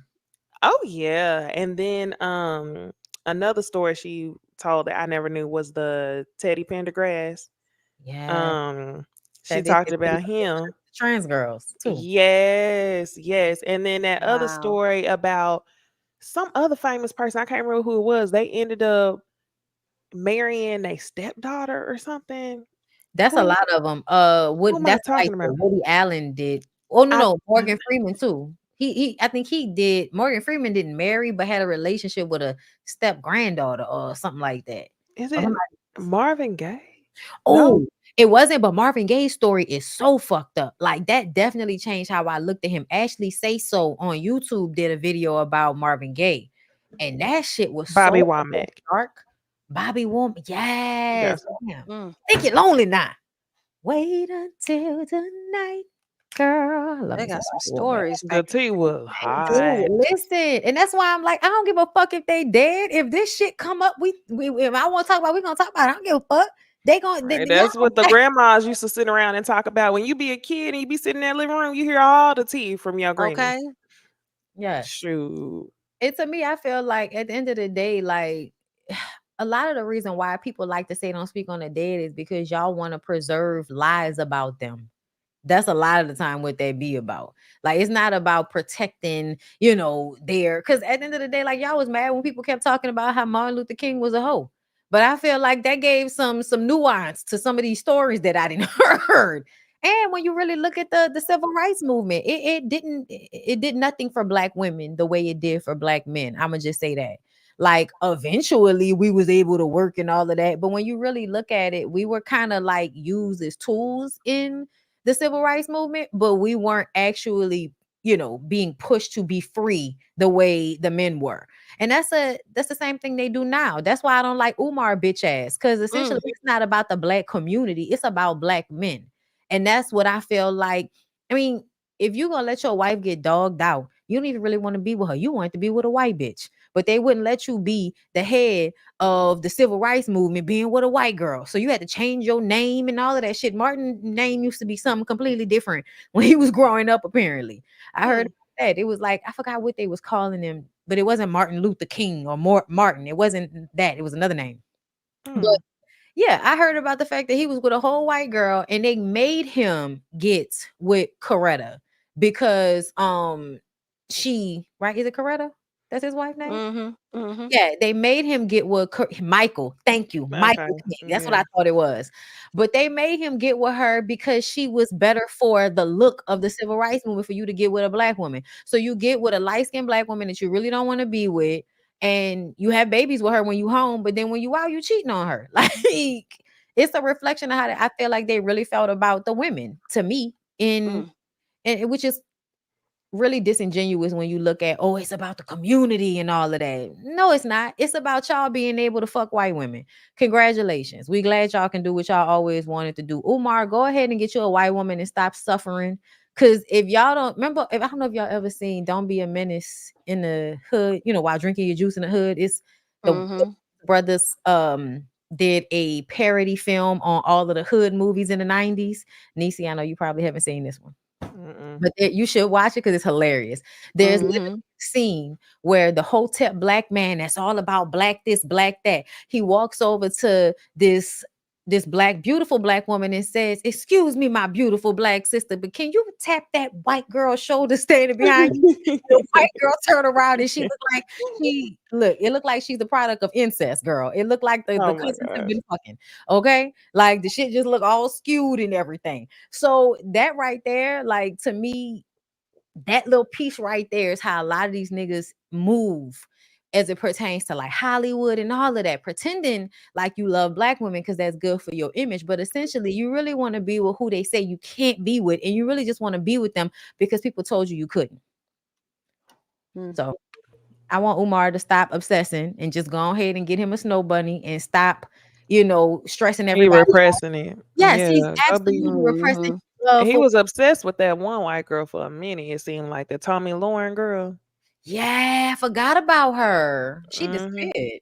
Yeah. And I feel like, this is what I mentioned on my Instagram, and everybody wanted to argue with me about him. But I feel like the only reason he go after Kamala the way he does is because he sees her as a biracial or a light-skinned black woman.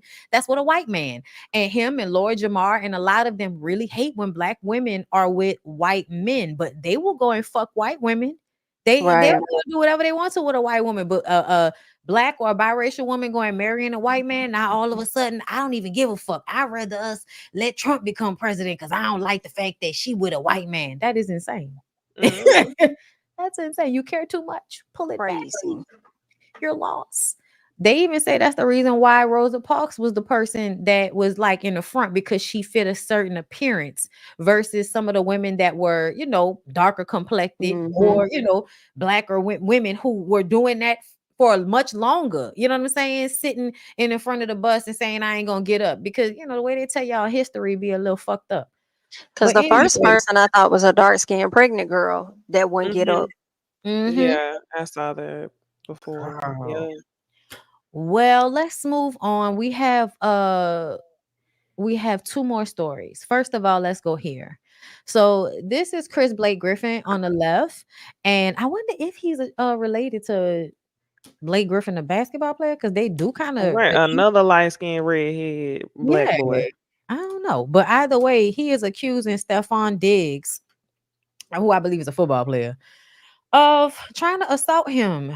Girl, hold up, let me pull it up. So basically, I think he was like a designer for him, or was basically putting his look together. He sold his look. That's what he said. I basically sold my look to Stefon, and him and Stefon were cool and had a friendship.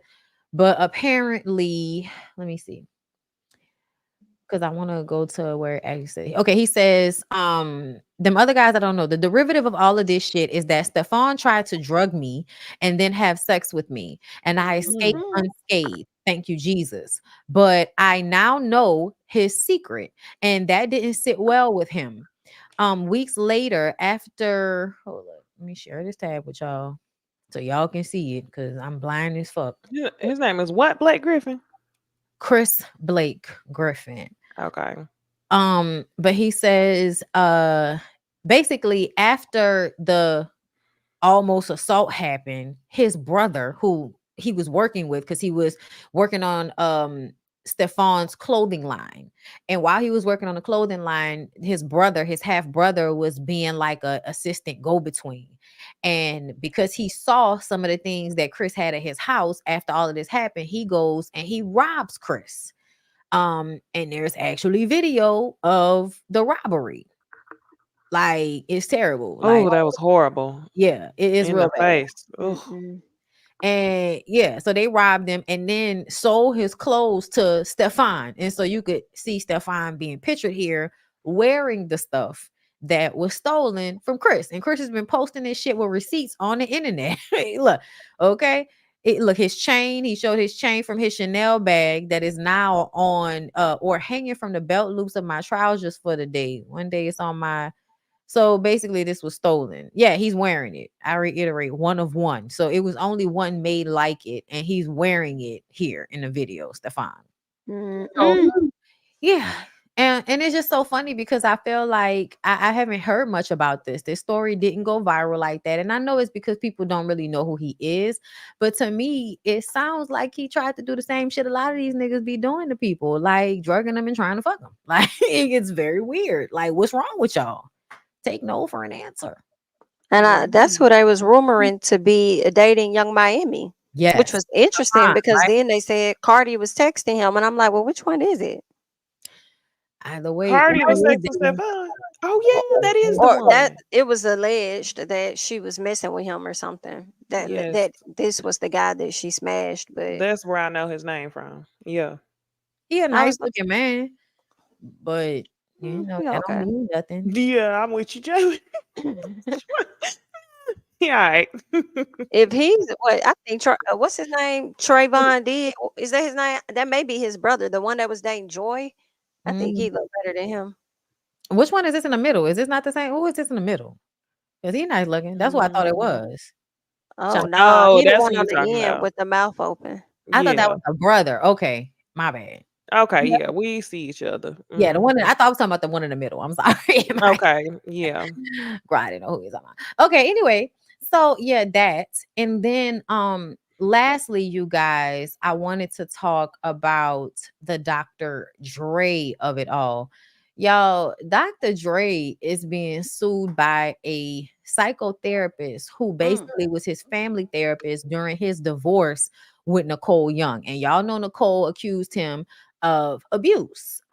She said that he, had pulled guns on her, all kind of shit. But the relationship was abusive. Eventually, she divorces. I think she got $2 million, whatever the fact. Either way, 14 months after the divorce, Dr. Dre starts sending all of these text messages to this doctor saying that you talk bad about me to a third party, which was not named, and then also saying that he convinced Nicole and his son to disparage him in the media, like turned his family against him. And I'm like, the way he is texting this man is giving you're abusive, sir. Whatever Nicole said you did that shit. Cause like, why are you texting this man in the middle of the night over like months? Like it's months. I only put up a little bit of the messages, but from like February or March all the way until August is like the text messages from 2023 of him. Like he'll just be in the middle of the night. Oh, you think I forgot about you? What happened, doc? I thought you wanted to talk. The doctor, because he accused him of something. The doctor was like, I don't know what you're talking about, but we can talk about it. I guess he never said anything back to the doctor. And then later on comes back talking about what happened, doc? I thought you wanted to talk. Cat got your tongue. You're going to have to give me a written apology. If not, I'm moving forward. I'm not playing. Trust me. The doctor also said he sent goons to his house pretending to be FBI agents so that they would let them in the gate to his house to basically let him know you can be touched. And I was like, that's the same shit I think Diddy was doing, like sending his goons to people and then they would like dress a certain way so people would think that they were law enforcement when really they were just goons for somebody. But he said in one of these texts, he said, let me be crystal clear. I know you're a charlatan. When I see one, it's like, if you knew he was a charlatan when you saw him, why did you allow him to be the therapist for you and your family for all of that time before the divorce? So I think he's blaming the doctor for what Nicole said about him in the media, which was that he was abusive towards her. Yeah. So that's what's going on. He suing him for $10 million. And I feel like the man obviously has a case here. And everybody's like, oh, you just want a money grab. Everybody wants a money grab. I'm like, I wish y'all would stop saying that because essentially you can sue anybody for anything in America, but a lot of the times with these powerful men, when somebody is accusing you of something and they actually have the text messages, they already have money. Like, I'm sure this man is not poor, seeing as though he was a psychotherapist for fucking Dr. Dre. That tells me he's Right. probably a therapist for celebrities or people with money in general. Right. And like just the way these text messages play out, it just seems like somebody that's probably, I ain't gonna lie, might be on drugs. Because he had a stroke during this time. And let's not forget, remember we talked about April talking about having an A-list ex who had a drug habit and she didn't even know. So I really feel like based on the way some of these text messages look, like, how somebody getting high and then all of a sudden something come to their mind and they start texting somebody crazy. That's kind of what it was given to me. I'm not sure, but I definitely would believe this therapist over Dr. Dre's crazy ass because I feel like he crazy and y'all just keep acting like he not. Yeah, they've been saying that allegedly Dr. Dre was abusive. Didn't I even put that in the movie? Isn't it proven? Yeah, no, I'm about to Yeah. say, what happened with the shit Mhm. with D Barnes? Is that on video somewhere? I I don't know. know. I know. I mean, there's been floating like videos from the past of her talking about it, but Yeah. not so much as like the assault, but definitely her like Well, speaking on it in the let me read past. y'all what it say on Wikipedia. On January 27, 1991, she was physically assaulted by Dr. Dre at a rap industry party. Barnes pressed criminal charges and filed a lawsuit.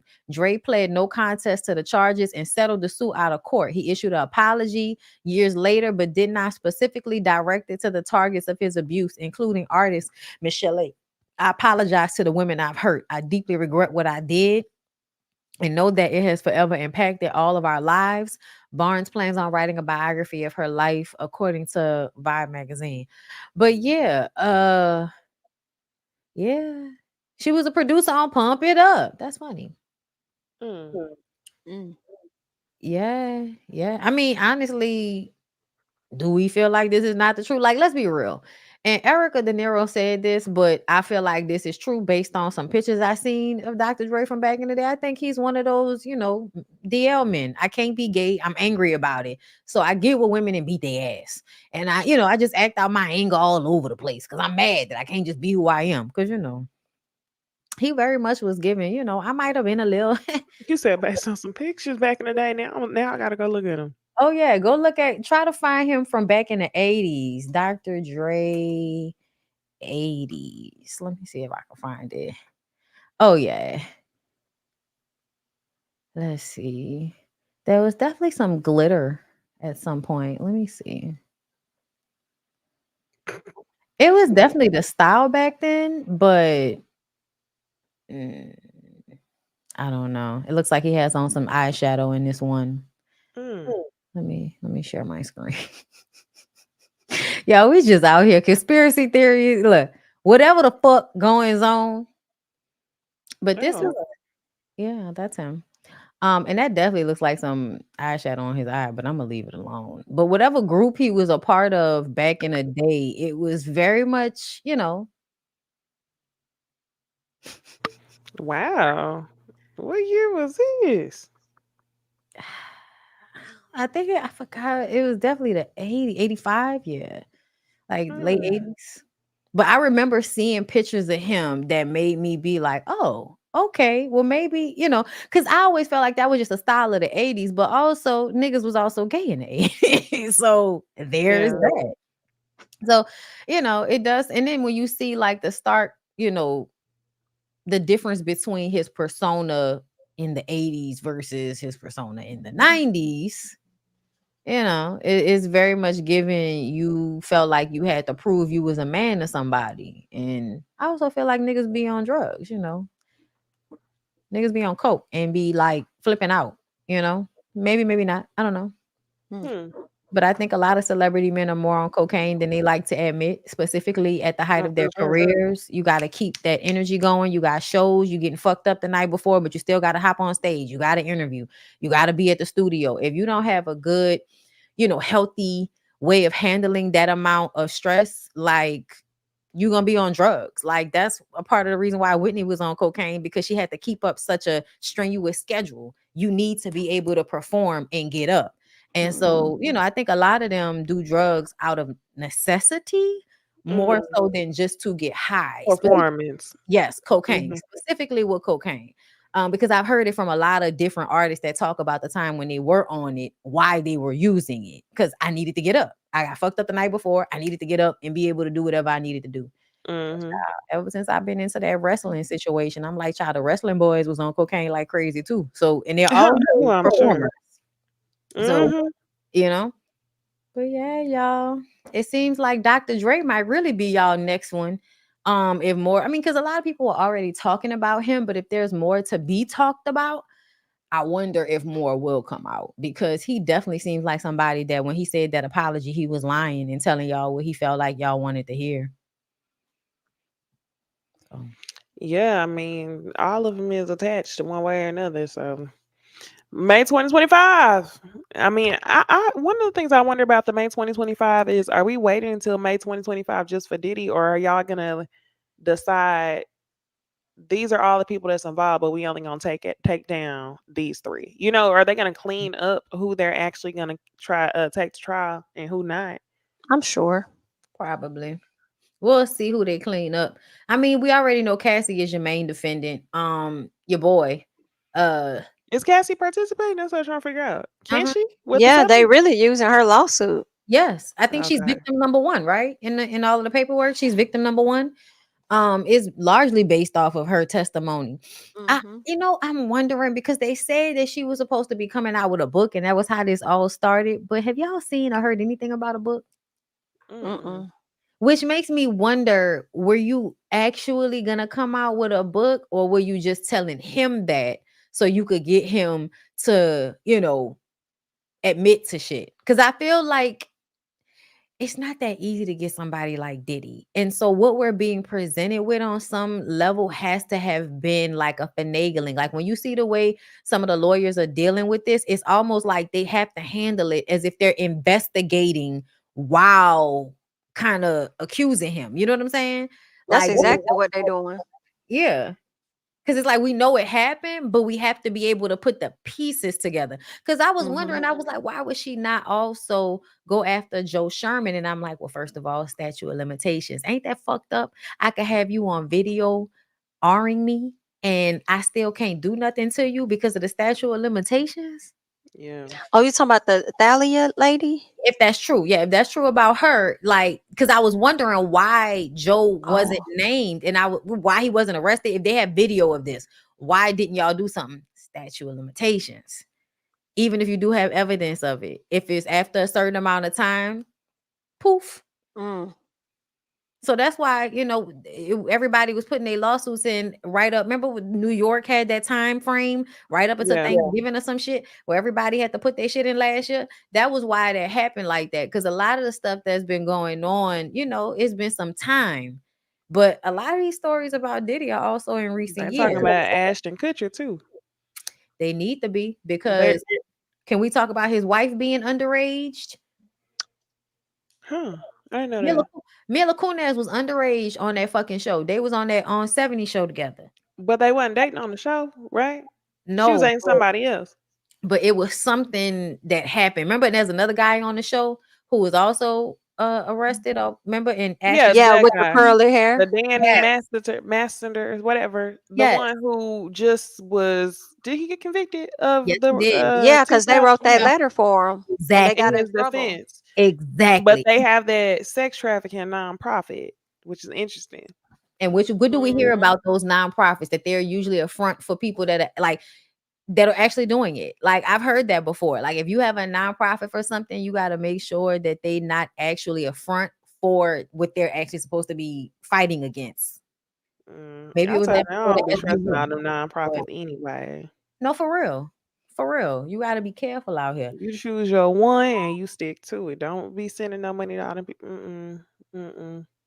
I also feel like people don't understand how hard it is to prove things criminally versus civilly. Like it's much harder to It's very prove. hard. Like they always be like, why y'all just didn't go to the police? People do go to the police, and the police like, listen, I know based on this evidence, this is not enough for us to prosecute him. Because a lot of the times, think about it. If you're assaulting somebody in private, there's no evidence of it. If it's old enough, there's no more physical evidence of it. Like, how are you? It's basically he said, she said. So how are you supposed to prove it criminally? You can prove it civilly easier because you don't have to have as much evidence. A lot of the times, if you just have a little bit of something, that's enough to make somebody want to be quiet, which is why I don't understand why y'all think Michael Jackson is so fucking innocent. Mr. I done paid out 6 lawsuits, settled several. My estate is still settling fucking lawsuits even after I'm dead and gone, but okay. It was all because he just wanted it to go away. He was a child. But yeah, y'all. The song before Turn off the lights, 1988. What about it, Jay Jersey? Thank you for the super chat. But I said all I had to say about Ashton Kutcher was that even though I don't think he was with Mila Kunis back then, I remember watching something that referenced her age. Oh, that's the comment right there. She was 14, he was 21 when he tongue kissed her on the show. And she said it was her first kiss. Yeah, I don't think they should have been Probably allowed to weird. do that. Yeah, I don't think they should have been. They can't do that now, right? Now they have to I have don't an think adult so. play a kid in order for that to happen, I think. But back in the 90s or the early 2000s, it might have still been like, legal for, because there was a lot of movies where adults was kissing. Yes. Yeah, I somebody mean, else talked about that too. I mean, they didn't kiss Shirley Temple, but the way they lusted over that little girl. Oh yeah. I hated that because I used to love me some Shirley Temple, girl. Me Okay, too. what? I used to love them That's fucking movies. crazy. Yeah, nah, it is definitely a lot of you got to pay attention to these patterns, man, because you need to be able to guess what people are doing before the video comes out. Because a lot of y'all be really waiting on video evidence, and sometimes you are never gonna get video evidence of some of this shit. You got to pay attention to patterns. Ashton and Demi being together was weird. Was it? I felt like that was more normal than him kissing the Because she was 14-year-old. older than her, and she was older Yeah, than but they him. was grown, so but still, yeah. But she No, I did did kind like of feel like he was dating his friend's mom. it did. But she was still kind of hot when she came back out. Yeah, she looked It good. was. That remember the second Charlie's Angels movie that they did, I think, and she came out with the 2 gold Glocks. I was like, that bitch looked good because we hadn't seen Demi in a minute. Demi had disappeared on us and then came back out looking good. I was like, all right, Demi, bitch. Okay, so who that? That's one of the white women I actually liked growing up. Her movies used to be good, strip tease and all of that. Yeah, no, the Brooke Shields documentary was wild. Her mom definitely pimped her out.